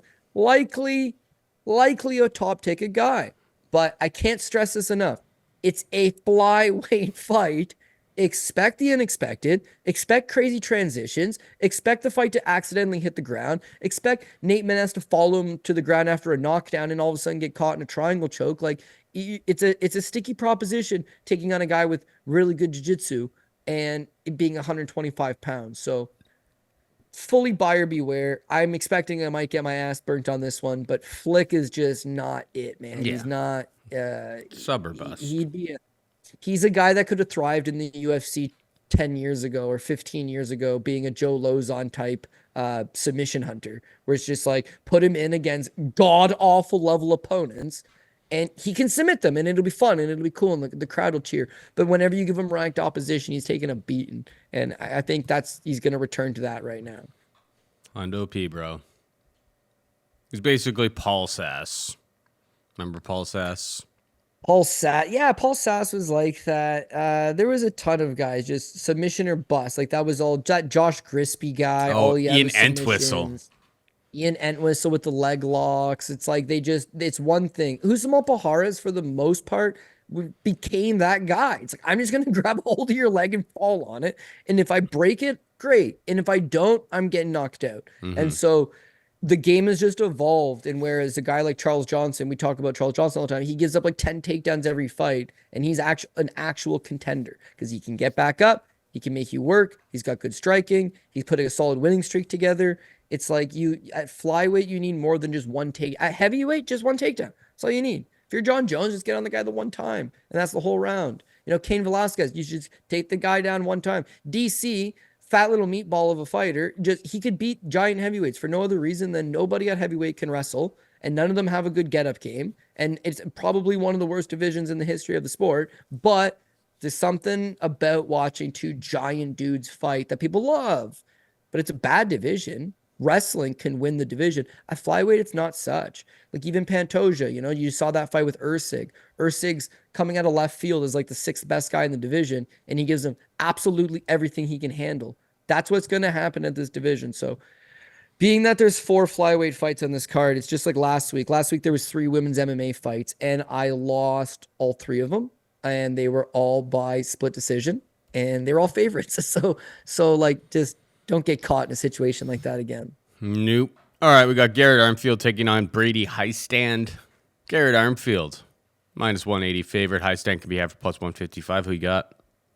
Yeah, so I don't want to get too ahead of myself, but Armfield feels like this week's Ludwig Klein. Like the line is a reasonable. It's a very reasonable line. It's a bettable line. You don't have to get crazy on a prop or anything like that or an over-under. Like you could just play the money line. And I think he probably shows out. He's a solid enough little prospect. He's 27 years old. He's getting a lot better. And he's another one of these guys that's moved to marathon MMA. So under Trey Ogden, again, a very smart guy. Miles John, training partner, on the card. And you're seeing just a lot of development and improvement out of Garrett Armfield every time out. His UFC debut is against David Onama, but it's up a weight class on short notice. And when you watch back that fight, Onama's way bigger than this guy. So kudos to him for taking the spot, but he's a natural bantamweight, and at bantamweight is where you're going to see the best results out of him. He had spent a lot of time at Kill Cliff FC, but he found the surroundings at Marathon to be better. The 2 fights since he's moved gyms, he knocks out that Toshiami Kozama, right? Who, again, there's a jiu-jitsu specialist. Guy can absolutely do zero other than potentially submit you. he was able to knock him out. It's more impressive to me the fight with Brad Katona. He did slow down in the third round, but the first 2 rounds he did everything right. He's fighting Katona, not in Katona's backyard, but in Canada with a hot Canadian crowd behind Katona, and he did good in the first round. He kept everything straight. Everything he was throwing was straight down the middle. He outboxed Brad Katona. He did a good job of keeping it upright. The third round, I thought he started to slow. He got taken down, and that's where Brad Katona kind of, so to speak, did his best work. But by the numbers, I mean, he outlanded Katona 105-54. Like he doubled him up. Everything was straight. He was moving well. Again, for a 27-year-old prospect, you're seeing him come into his own and make a lot of improvements. With Brady Hiestand, he's super young as well, but he does not compete. He does not stay active. This guy was a badass. He's out of Sick Jitsu, which is Michael Chiesa and Sam Cecilia's gym over down in Washington State, but he's just not like active enough. I remember him taking a fight versus Chad Annaledger in Canada when he was like 21 years old. Back in those days, he wanted to go. High school wrestling, no college wrestling. His style is wrestling. On the regional scene, it's the type of wrestling that can win you fights. But the higher you move up the ladder, it's just not quite enough. You saw him on the Ultimate Fighter, mixed bag of result. In the finals against Ricky Tercios, he got down Tercios 5 times. Everybody takes down Ricky, but yes, Brady did take him down 5 times. It's that he got outstruck 100-66. He got knocked down. He gave up 2 takedowns of his own. It's a close fight. It's a competitive fight. It's a split decision fight, but he did lose. It's since then a fight with Fernie Garcia. It's a layup. He took him down 3 times and landed 19 significant strikes over 15 minutes. In a 15-minute long fight where he was on top for the most part, fighting Fernie Garcia, he got outstruck 21-19. He only landed 19, Paul. It's not enough. The fight with Dana Baccarel, he's down 2 rounds on all 3 judges' scorecards, okay? He loses the first round because he doesn't do anything. He loses the second round because he doesn't do anything. He needs a finish in the third round.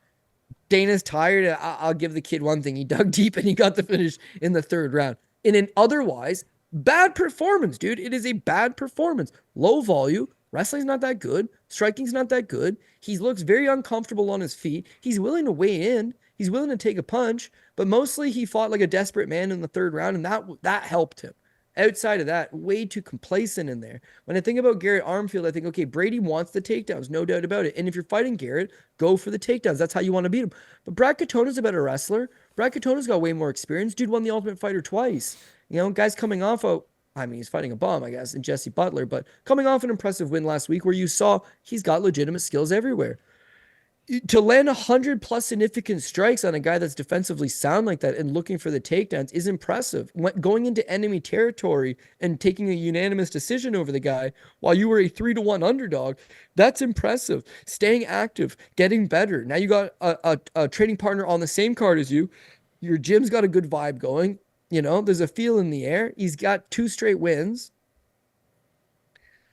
I'd like to see that Garfield's coming around. I think he's got a mad striking advantage over Brady. His takedown defense is going to be the key. He needs to keep this fight standing. But if for whatever reason Brady does manage to take him down, which is definitely possible, you got to get back up. It's as simple as that. It's MMA. You may get taken down. You need to find a way to work your way back up. Brady has gotten many of takedowns in his UFC career, but he always lets the guy get back up because he's a wrestler, not a grappler. Doesn't have this tight jiu-jitsu. He's not creating no space. When he tries to not create any space, goes chest to chest, there's 0 ground and pound. That's why he'll lay out a 0 strikes landed type of performance.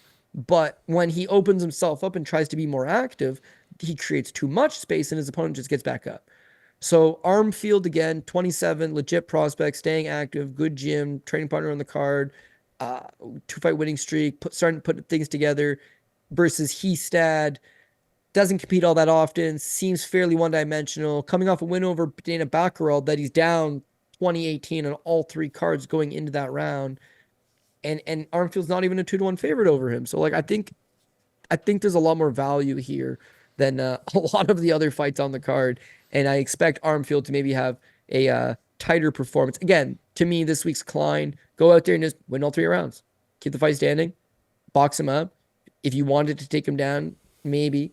He said, I would think, has the wrestling advantage. I just don't know how he'll be able to. Again, it's going to come down to judging. Are they looking at the guy that gets 5 takedowns and holds on to him up against the cage, or are they looking for the guy that outstrikes him 75-30? I'm hoping they go for damage and volume and strikes landed. And if they do, then they should side with Garrett Armfield. There's your top ticket. You got, minus 146. Armfield and Aliskerov. If you add Maness into it, you're into the plus money. No, I agree with pretty much everything that you're saying there. Hiestand, I have backed him in some spots and gotten, frankly, lucky.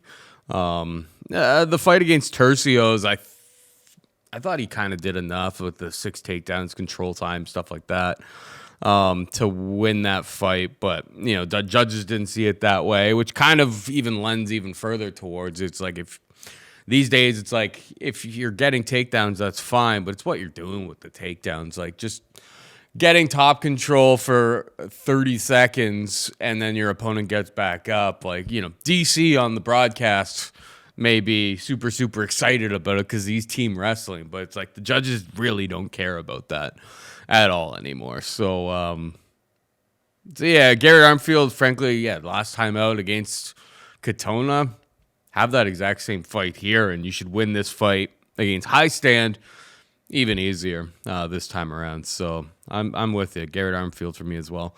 We got Gabriella Fernandes taking on Carli Judice, minus 150 for Fernandes, plus 130 for Judice. Who you got?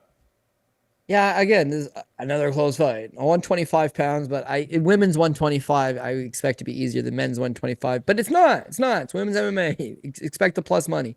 Here's the difficult part to get a read here. So Carli Judice out of Louisiana tough. She's going to be rugged. She's going to come forward. She's going to throw down. On the Contender Series, keep in mind she took that fight with Ernesta Karen Kite on short notice. Karen Kate. She took the fight on short notice, and there was like 300 plus significant strikes landed between the two of them. She got outlanded 184 to 168, but all the same, she landed 168 significant strikes on a short notice debut in the Contender Series. Did not win, did not get the contract, but Dana was like, damn, that was a pretty good fight. And so he just brings her into the fold anyways. She landed a lot of strikes in that fight. She most definitely started to get tired. But one, it's understandable because of the amount of work that was going on. And two, because she was on short notice. On a full camp, if you're going to stand in front of her, I would expect her to have lots of volume. She's, willing to throw down. She's scrappy. She's in your face. Does she rely on, the brawling tactic a little too much? Is she well-rounded? Perhaps not. But she's got decent gas tank, and on a full camp, I think that she can largely keep up that pace. Gabrielle Fernandes, Gabrielle Fernandes doesn't really have that same pace on paper, but her issue is that they've been matching her with wrestlers. So when she fought Jasmine Jasudavicius, she got taken down 4 times, spends the whole time on her back. Teresa Bleda took her down 3 times. And in those fights, like, she gave up 11 and a half minutes of top control to Jasmine Jasudavicius. So once she got taken down, she can't get back up. Her fight with Teresa Bleda, she gave up 10 minutes and 51 seconds of control time. So, you've not seen quite literally anything out of her. She wants to strike. She wants to be rangy. She's a little bit faster than Carli Judice. She's a little bit cleaner than Carli Judice. And I think that she has a little more power than Carli Judice. I would give the volume to Judice, but this could be one of those situations where one girl's outlanding the other one, but the bigger shots are coming from one side. You see that all the time. Oh, I landed 38. You only landed 30, but it's like the 30 were better shot selection, more damaging, more appealing, whatever. It doesn't matter. I think that in a straight up striking battle, Gabriella Fernandes could win it. It's that she's looked so bad because she can't get back up that you really don't know how good her striking is. What I would say is that nobody wants to stand with her for a reason. And she's still landing 20, 30 strikes per fight, even though she's spending 10 or 12 minutes on her back. So against somebody in Carli Judice who's not going to try to take her down, you will see a much better version of her. And 30-year-old Brazilian girl, 2-fight losing streak, doesn't look appealing, but she's going to be strong. She's going to be willing to throw down. She knows her job could very well be on the line. And again, just super close fight that you probably don't want to have too much financial investment into, but I'm willing to wager that you see a much better version of her as opposed to what you see when girls are taking her down. The path of victory is take her down.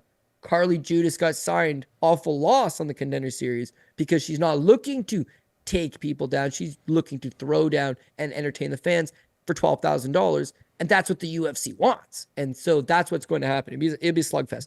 Do I think she could pull down the stretch, full camp, cardio in check, out volume Gabriella? Perhaps, yes. But I think Gabriella is going to have the bigger, more impactful shots, do a little more damage, and squeak this thing out. If you're looking for these split decision type fights or these close type fights, this could very well be one of them. So, yeah, maybe if the prop is juicy on something like that, maybe try to take a poke on something like that. But expected competitive fight, you got to lean one way or the other. I'm going to take Gabrielle Fernandes to have a coming out party for once instead of spending 12 minutes off her back. All fair points, but yeah, no, CF Dop, it's got to be. Fair. Give me the girl with way more volume. And you make some good points about, the opponents that she took on were taking her down. Bleda, I mean, her entire game rests on wrestling and takedowns.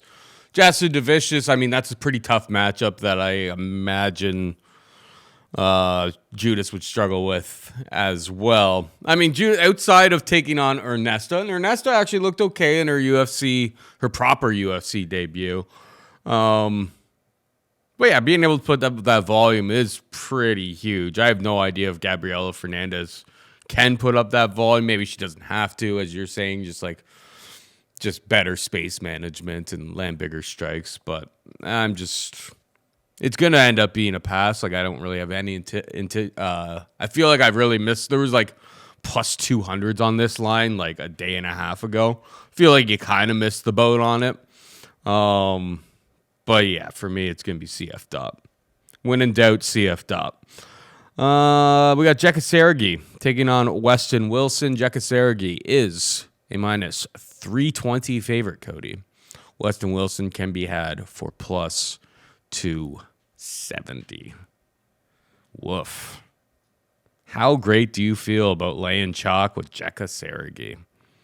Yeah, not great at all.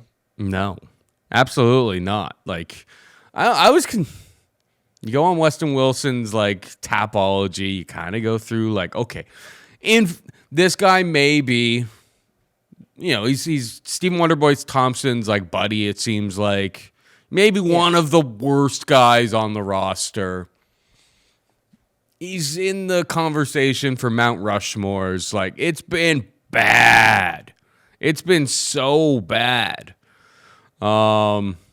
Just getting iced against a bunch of Brazilian bombers, in fairness. John Silva, pretty solid all-around guy. Joe Anderson Brito is a stud. So, like, they haven't been exactly giving him any sort of favors. You go through the Tapology, you see Westin Wilson.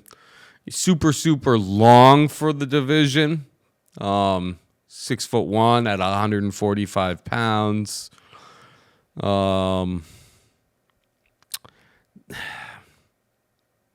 The question becomes, I more often than not, Jeka Saragih probably lands a big bomb, but it's like, how good can Jeka Saragih grapple? Can Westin Wilson find a submission here? And if so, what is the prop on that? That's what I'm more inclined to take here. It's just like, we've seen Jeka Saragih be kind of a goofball in a lot of spots. Frankly, last time out there against Lucas Alexander, like, he was eating some shots. It wasn't actually looking all that good, and he just kind of landed the perfect shot. Lucas Alexander folded. Anshul Jubilee he was just like, he's trying to like mock him or whatever, but it's just like, he just fought like an absolute goof there. We definitely came on the show the next week, and we're chirping him about it. There's no doubt in my mind, obviously, Jeka Saragih can land some pretty big bombs, but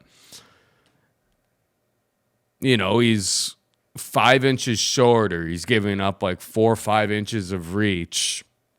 He hasn't really been tested all that much in the grappling department. I don't know. I'll be on the hunt. I'll be looking for like maybe a Westin Wilson by sub prop at some point this week. The over-under, like the under 1.5 is steamed already to minus 300. But yeah, I don't know. From what I've seen from Jeka Saragih, he is not a guy I'm going to feel comfortable with laying minus 300 against literally anybody. They may have found the worst guy on the roster. I'm still hesitant at this point, Cody. What's your thoughts here? Yeah, I honestly think I might take a shot on Weston Wilson, but it would be the PRP pick. He'd be all Yeah. the way at the bottom, and you're expecting that he probably loses. But if he does win, there would be some value on it. And yeah, listen, I agree with everything you're saying. So Jeka Saragih is a bit of an idiot, man. Like he puts his tongue out and he puts his hands up and they'd say like he's the Indonesian Diaz bro. Like, he wants to fight that type of style, but he spends way too much time sitting there and waiting and taunting him on than actually throwing. I'll admit, he could crack. The dude can crack, but he spends too much time waiting before he throws his hands. His two fights that we've seen, I guess a couple fights now, the road to the UFC, right? He knocks out this Pawan man, right? Knocks him out in the third round. There's 2 minutes left. They've been fighting for 12 and a half minutes. He had landed 37 significant strikes, 12 and a half minutes. His fight with Wu Bin, he knocks him out. First round had landed 15. Won't fault him there. His fight with Jubilee, he got taken down, but he had landed 14. And then his last time out against Lucas Alexander, he knocks him out. He let his hands go. He clipped him. He put him away. He has legitimate power in his hands. If he's going to win this fight, he's going to knock out Westin Wilson. In fact, he probably does knock out Westin Wilson, but he does not throw enough. Like again, against Alexander, he only threw 4 punches, knocked him out, but he's not throwing much. When I think about Westin Wilson, I think about the size, just like you mentioned. You got a guy that's 6'1" versus a guy that's 5'8". You got a guy with a 69-inch reach versus a guy with like a 74-inch reach. So he's got 5-inch reach advantage. He's got a long height advantage. And being out of South Carolina, being one of Stephen Wonderboy Thompson's guys, he does have that bounce. He does have that, ability to spring in, hit you, and try to spring back out. The difference is that he is a absolute Kmart no-name value brand version of Stephen Wonderboy Thompson. And the second thing is he cannot take a punch. If you do clip him, he is going down. So Westin Wilson obviously never came anywhere close to having a successful career like his mentor, but still, he's kind of got that game. In the Apex with a small cage, not going to favor him. Not going to favor that style. But I don't only give him the advantage on potentially having more volume and being a bigger, longer, rangier guy, and perhaps having that distance management. It's like Westin Wilson actually has submissions on his record. He's got an okay guillotine choke. He's got an okay armbar. He's been training, specifically in mixed martial arts for over a decade. Jared Kui is a wushu guy. He just started training in like 2013 in wushu. He's a national Indonesian wushu champion, and he likes throwing kicks. His nickname, whatever his nickname is, it translates to the death kick. So he's a guy that's supposed to just lopside a kick off your head and that's it. And he plays to the crowd and he taunts a little bit, but he's not throwing a ton of volume. And against this bigger guy, if your whole thing is just, joke around and bait him in, like he may just beat you to the punch. He may fight rangier. He may cause you to just, you're waiting for that big punch to happen and it just doesn't materialize. Also, if the fight does hit the ground, Wilson may have the grappling advantage. If Wilson's smart, he knows he doesn't want to get punched in the face. Why not bait this guy forward and take him down? So Wilson will probably have a few sneaky tricks up his sleeve. He's got way more experience. And for Jericho, yeah, it's like he's not fun anybody. He got absolutely pulverized on the ground by Anshu Jubilee. Anshu Jubilee murders him on the ground, makes him look like a fish out of water. Well, he may have the best, that would make me suggest that Saragih might have the worst ground game in the division. Westin may have the worst chin in the division, but Saragih, there's just not enough there. So I don't know. I'm kind of torn a little bit. Like I think Westin Wilson's a live underdog, but it's also like he's shown you nothing. He's getting torched when he's in there. Like what's there to like? Nothing. What I get back to is that Jean Silva is a little Brazilian banger, and Joe Anderson's Brito, need I say more, a little Brazilian banger, is lost to Teruto Ishihara. Ishihara, Japanese slickster out of Team Alpha Male, but a guy that has at least been known to have power punching abilities. Those guys are all decent. Those guys are all experienced. Those guys are all UFC veterans. They're, some of them got some tenure. Some of them got some big wins under their record. Jared Kui, meanwhile, he was on road to the UFC, right? Did not win his road to the UFC, and then gets tossed into the mix. And here he is. Like, I think he can win on the basis of he's got the power punching advantage and Westin Wilson shot and this and that and blah, blah, blah. But like when you strictly go into a fight with the mindset of, oh, Westin Wilson, oh, he sucks. Oh, he can't take a punch. And that's as far as this one goes. I'm going to play minus 325 on an unknown and untalented Indonesian fighter. You are asking for it. And then the last thing I'll say, and we can move on, is Westin Wilson's very much like Charlie Ontiveros. He's got that karate style. The difference is when Charlie gets punched in the head, he quits. Westin, you have to knock him out. Like, he is a fighter. He's got a bad chin. You can submit him, you can knock him out, but like at least he'll give you what he's got. I noticed in that last fight against Silva, is like he took some big shots. He tried to fight through. He landed some okay shots of his own. Ultimately, it's like the other guys got way more firepower. I think in this fight with Jiriquee, it's all about risk management. Same thing Wonder Boy would do. Stay to the outside, bounce, touch him, go. Touch him, go. Touch him, go. At the end of the round, when they say, oh, geez, Wilson landed 5 kicks and 5 jabs. But Jiriquee didn't land shit. You know, if he's standing at the back, if he's waiting for a big counterpunch that doesn't come, he throws 10 punches in the whole round, lands 3 of them. He's just going to get outworked. So to be able to possibly get outworked, to possibly get grappled, I don't think his cardio is very good. So he could just get, tired down the lane. All worrisome. So the PRP pick, I think I'm going to go Westin Wilson. Beyond that, tiny little sprinkle on that over 1.5. It seems like people have just absolutely blown up the under 1.5, which is fair because it's like Jiriquee probably knocks him out or Westin Wilson just catches him or something. I don't know about that. I think it's Jiriquee either knocks him out or Westin Wilson minds his P's and Q's and fights a smart game plan. If he does that, this thing hits the over. It could still be a finish, but it'll be a finish later in the second round or maybe in the third round. So don't just say, Westin Wilson's last 2 fights, first round knockout losses. This is going to be a first round knockout loss. Like, no, always happen like that, dude. Sometimes these guys with bad chins will make it to the second round or they'll make it to the third round or Dominic Reyes will spring the upset himself, although the under still would have hit in that scenario. Don't just write off a guy for something small like that. So Westin Wilson is very untalented. I don't expect him to win more than 1 fight in the UFC, but this could be that 1 win, Paul. This could be that 1 win. So you're saying there's a chance? I'm saying there's a chance. I mean, yeah. Then that over under is super like under. Yeah, just too chalky for a 1.5. So chalky for a 1.5. Too chalky. I understand why. I understand why it's the favorite in the situation. Like Westin Wilson has absolutely folded when he's in the UFC level. He's absolutely folded. I get that, but it's pretty aggressive to the -300. Like you're looking at like heavyweight level of fights, and we're talking about a featherweight fight here. Like you're talking about like, even who's that goof from Cuba? Robelis to Spain. We're getting like Robelis to Spain total here. And that fight ended up going over. Like it's not always as easy as it looks. And I'll be keeping an eye out for that over 1.5. Could definitely see it. 7.5 minutes isn't too long. And Westin Wilson probably knows, like, I got to change something up. Maybe use this reach advantage, stay outside, stay out of trouble, make it kind of ugly. Maybe get a takedown, hold position. Maybe the grappling isn't enough to get a submission particularly early. There's a lot of ways for that over 1.5 to cash at +240. So definitely an interesting take there. All right, we got Josefine Knutsson taking on Julia Polastri, -185 for Knutsson, +160 for Polastri. Who you got?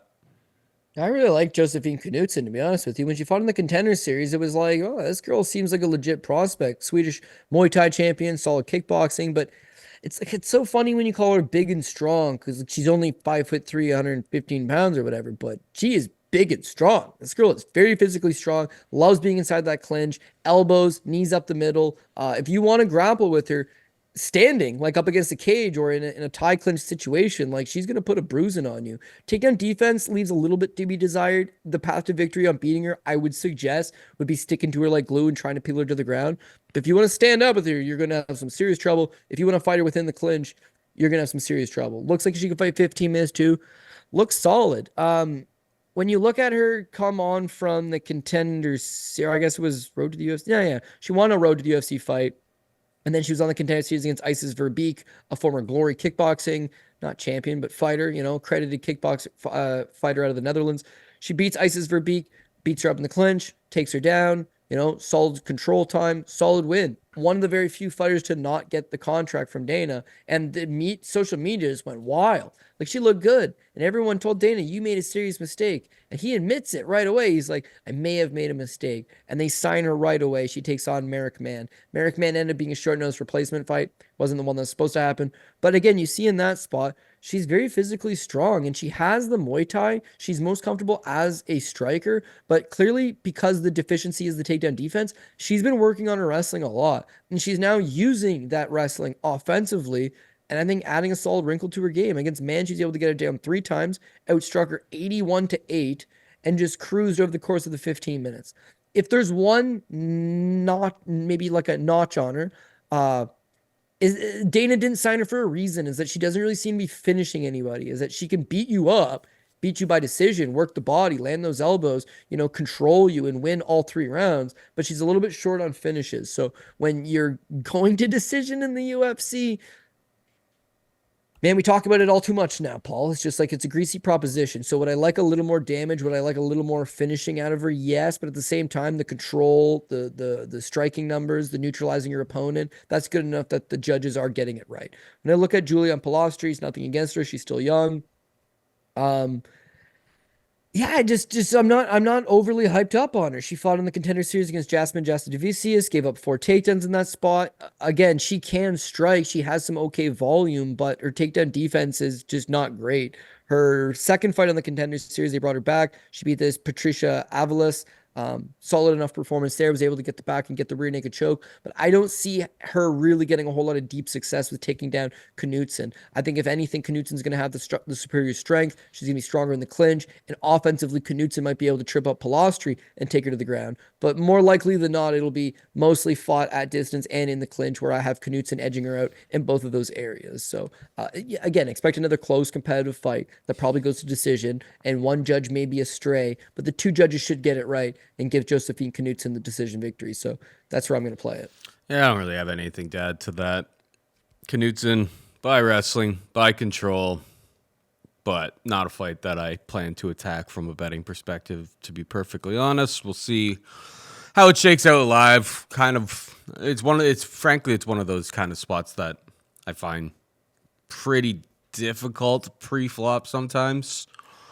Polastri hasn't fought anybody too credible most recently on like her ride up to the UFC. Most of her losses are against pretty credible opponents over the years. Valeska Machado, former like Invicta, at least title challenger at the very least, maybe even the champion, because Invicta's kind of, went a little bit downhill. But they just signed a CBS deal. Yeah, okay. Oh, I'm sorry. I won't talk smack about because you guys had it on Fight Network, so I won't talk smack. Yeah, I don't know what's going on there, but I actually found out the same way everybody else found out, which is like by going on to MMA. Your place of business's holdings there. My bad. But yeah, no, it's and then Jasmine Jasudavicius is like another very credible loss. She's got a win over Kalinda Frey. Obviously, she's been in there. With some win over Jessica Dalboni, it's just like some pretty credible opponents over the course of her career here. So she's got lots of experience. She's been in there with some good opponents. It's really going to come down to that early takedown, and that's why I was saying it's one that I'm kind of avoiding, because like if Knutsson shoots for takedowns early and is not able to get it, and I don't know for a fact pre-flop that she will be able to, I'm not going to feel very good about laying minus 185 with her. So 13 fights on the card. We've got PFL. We've got plenty of other promotions going on this weekend. Not a fight that I really am going to force action into there. Classic me. Just like if it's not a CF DOP, I'm very, very hesitant to put money into the fold there. But yeah, Knutsson will be the pick for me as well. Finally, we got Melk Costa taking on Shayalan Nerdenbeke. Melk Costa is a minus 185 favorite. Nerdenbeke can be had for plus 160. Should be a banger, Cody. Who you got? Well, yeah, again, just another fight that I think both guys could win. Just depends who puts their best foot forward. I'll admit, Melk Costa, kind of my boy. Like, I like the guy. I like the cut of his jib. I mean, he's fighting well. He's moving well. He's throwing up some decent volume and doing all the right things. And he looks marketable. And I'm pretty sure I top ticketed him and got absolutely toasted in that last fight against Steve Garcia. I don't know if it's maybe he has a durability issue, but here's the thing. So one fight prior against Austin Lingo, he lands 100 significant strikes. He moves laterally. Austin's just coming forward, chasing him. He's moving his feet. He's counter striking. He lands over 100 significant strikes. I like it. The very next fight against Steve Garcia, he shoots two takedowns in the first. He gets two takedowns in the first. He was so desperate for the takedown, Paul. He did not want to strike. He did not want to throw volume. He threw every ounce of energy he had into trying to cling on to Steve Garcia in the first round, won the first round, and then got knocked down the second, gassed and knocked down the second. So, like, 2 fights ago, you're landing 100 significant strikes. You're moving, you're countering, you're matadoring, you're doing everything right, and you can do it for 15 minutes. The very next fight, your cardio's off. You don't want to strike. You're desperate for a takedown, and he landed 6 significant strikes over the course of 6 minutes of fighting. 6 significant strikes, strike per minute. Yeah, you got a couple takedowns, but no ground and pound and no submission attempts. Like, just trying to cling on to the guy. So, is he a fraud? Like, I don't know. I think he's got volume. I think he's got okay pace. I think he's rangy. He's got a nice kicking game. He fought a nice fight against Austin Lingo. There's things that you can like about him. He arguably won the first round. I don't know if he won the first round. He was competitive with Thiago Moises in the first round before losing in the second, and that's a very tough UFC debut. So again, there's stuff that I can like out of Milk, but that last performance, he was just deathly afraid of exchanging with Steve Garcia for good reason. Garcia hits like a beast.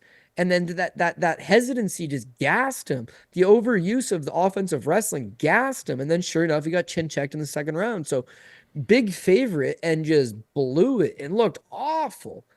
That's all cause for concern. Nurmbayake, he knows all about losing to Steve Garcia by knockout because he coming off a loss to Steve Garcia by knockout as well. The difference is that he dropped Garcia in the first round. Like, he had Garcia in all types of trouble. He took down Garcia. And then in the second round, he gassed. He gassed and he got knocked out. So this is a fight where like both guys in the past have shown decent gas tanks and then have also shown performances where they just flat out, tired.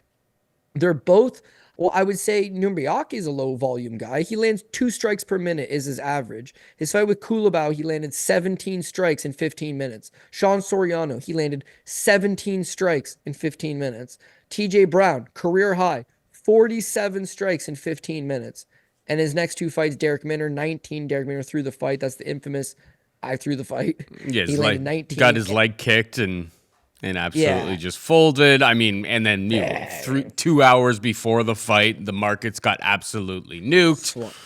It was what started Krausgate.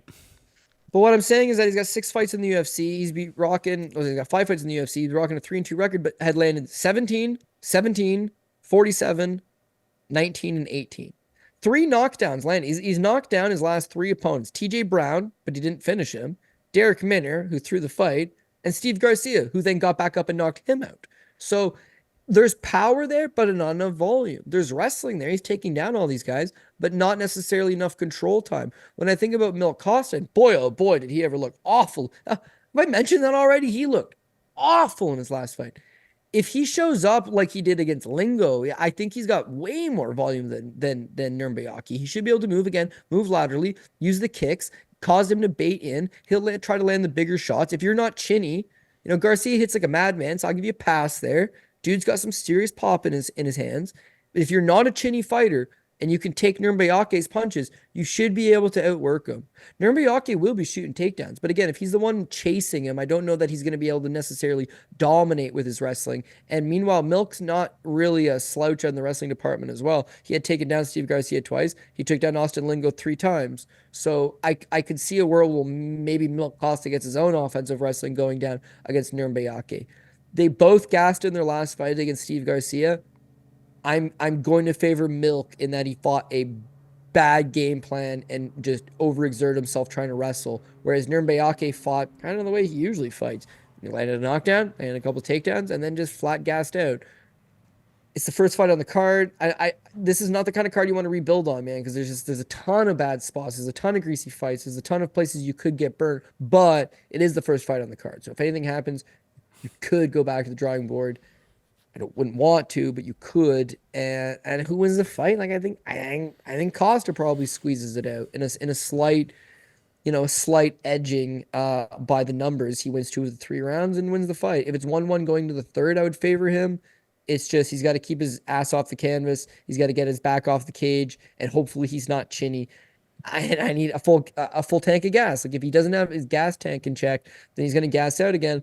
And if he's not constantly throwing volume, he's at risk of losing. So you're banking on he's going to be in shape, and it's a good reinvented version of himself. But that's a lot of assumptions, right? The pick will be Melk Costa, but as you can tell, it's just another fight that you don't have a ton of confidence in on a card that is a little bit low in confidence as well. You know what they say when you assume things, Cody. Yeah, exactly, Paul. This is a really tricky. That's a tricky fight, man. Because Melk Costa and both of them have somewhat gassing issues against Steve. Steve just after the legend of Mahashate took him out. Steve's just kind of coming back into his own again. All of a sudden, Steve's job is safe. They may have to ship him off to Singapore again. And then watch out. You definitely don't want to bet on Steve in Singapore. But Singapore Steve. Yeah, the wrestling between these two is obviously the most fascinating thing about this matchup. Ulanbekov has shown situations where his power is definitely popped.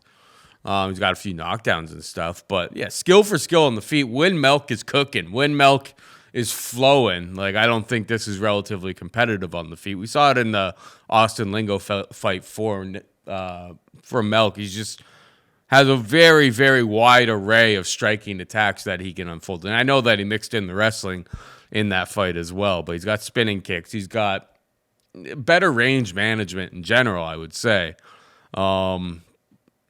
There is a situation where Shailen Ulanbekov is just stronger than him, is able to get takedowns, hold position. It comes down to those wrestling. He's one of those matchups that, again, kind of like the Knutsson fights. I don't really know how the wrestling's going to play out between the two of them. So these spots, I know you do the PRP, you do the parlays and stuff like that. And I do parlays as well. But these ones will be way down parlays that I make for myself because the confidence just really isn't there. But total's pretty much close to a pick 'em over 1.5. Minus 130 plus 100. In that outcome, I'm going to assume that it stays enough on the feet that Melk Costa wins with volume. So Melk Costa will also be the pick for me, but not very, very confident in that pick. I prefer, versus Knutsson and Melk Costa, and we got Garrett Armfield with the same price. I feel a lot better about Garrett Armfield. Coming off of that win over Katona than I feel about those two fighters, particularly Melk Costa. So that's kind of how I'm looking at it here. Anyway, Cody, we're just about out of time. But before we go, hit him with the PRP. Yeah, dude, it's greasy. It's greasy, but again, just like last week's card, it had a good number of underdogs. It just didn't line up. The dogs I liked didn't necessarily come through. The favorites I liked didn't necessarily come through. It wasn't the world's worst week. We hit our top line, broke even. I'll take it. Overall, we had more right than we had wrong. It's just, it was not a good, and it was not a profitable week. That's what you're trying to avoid. This week's much of the same. We're going with a bunch of underdogs. You just need it to line up. We all know these greasy cards are going to have a bunch of underdogs. We just got to have the right ones. Dog number 1, Alex Perez. Then we're going to go with Ikram Aliskerov, obviously a favorite. Lucas Almeida is going to be our dog number 2. I'm going to take Miles John, Asu Almabaev, Garrett Armfield, Tagir Ulanbekov, Nate Maness, Josh Quinlan, Gabriella Fernandes, Westin Wilson, dog number 3, Joseph Knutsson, and Melk Costa. I guess I only got 3 dogs, but a couple of those are basically even money. Josh Quinlan's minus 125. Miles John's minus 135. Those are pretty well even money picks. Paul's not wrong either. If you want to get real crazy with it, there's some pretty long shot dogs here that definitely have chances of winning, like a Josh Van. That's not a crazy pick to me. Fugitt would be short price. Carl Judice, Pat Mayo would tell you go for it. A Westin Wilson, it seems like crazy price. Julia Polastri, women's MMA again. So there's most definite plus money up and down the board. It's that, yeah, I mean, it's a dream to hit 6 dogs on a parlay ticket. Like that's a dream come true. If you could just have 2 or 3 favorites in one dog, it would still pay quite well. It's just like last week. The issue is who's your top ticket? Who are the guys you trust the most? And in no definite order, Aliskerov, you're not getting anything out of that. Almabaev at minus 600 is not the move. Okay, Garrett Armfield, I can get behind that.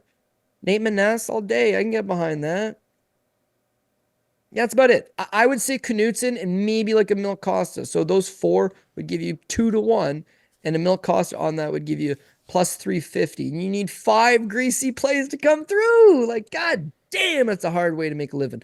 But you mentioned it best, and this has been the strategy the last number of months. There's a PFL this week. There's other fights this week. You don't have to take all 13 UFC fights. Just take the few that you like, take your anchors, so to speak, find some anchors on those other cards and make that be the value. So best of luck to everyone playing this weekend. Thanks for tuning into the show. My man, Paul Shaughnessy. Again, not a terrible week last week, but I would hope that we can hopefully do a lot better this time around. Yes, sir. All right. That is it for us this week. Hope you enjoyed the show. For producer Megan, Cody Saptic, I'm Paul Shaughnessy saying goodbye. Good luck. Ow, ow, ow.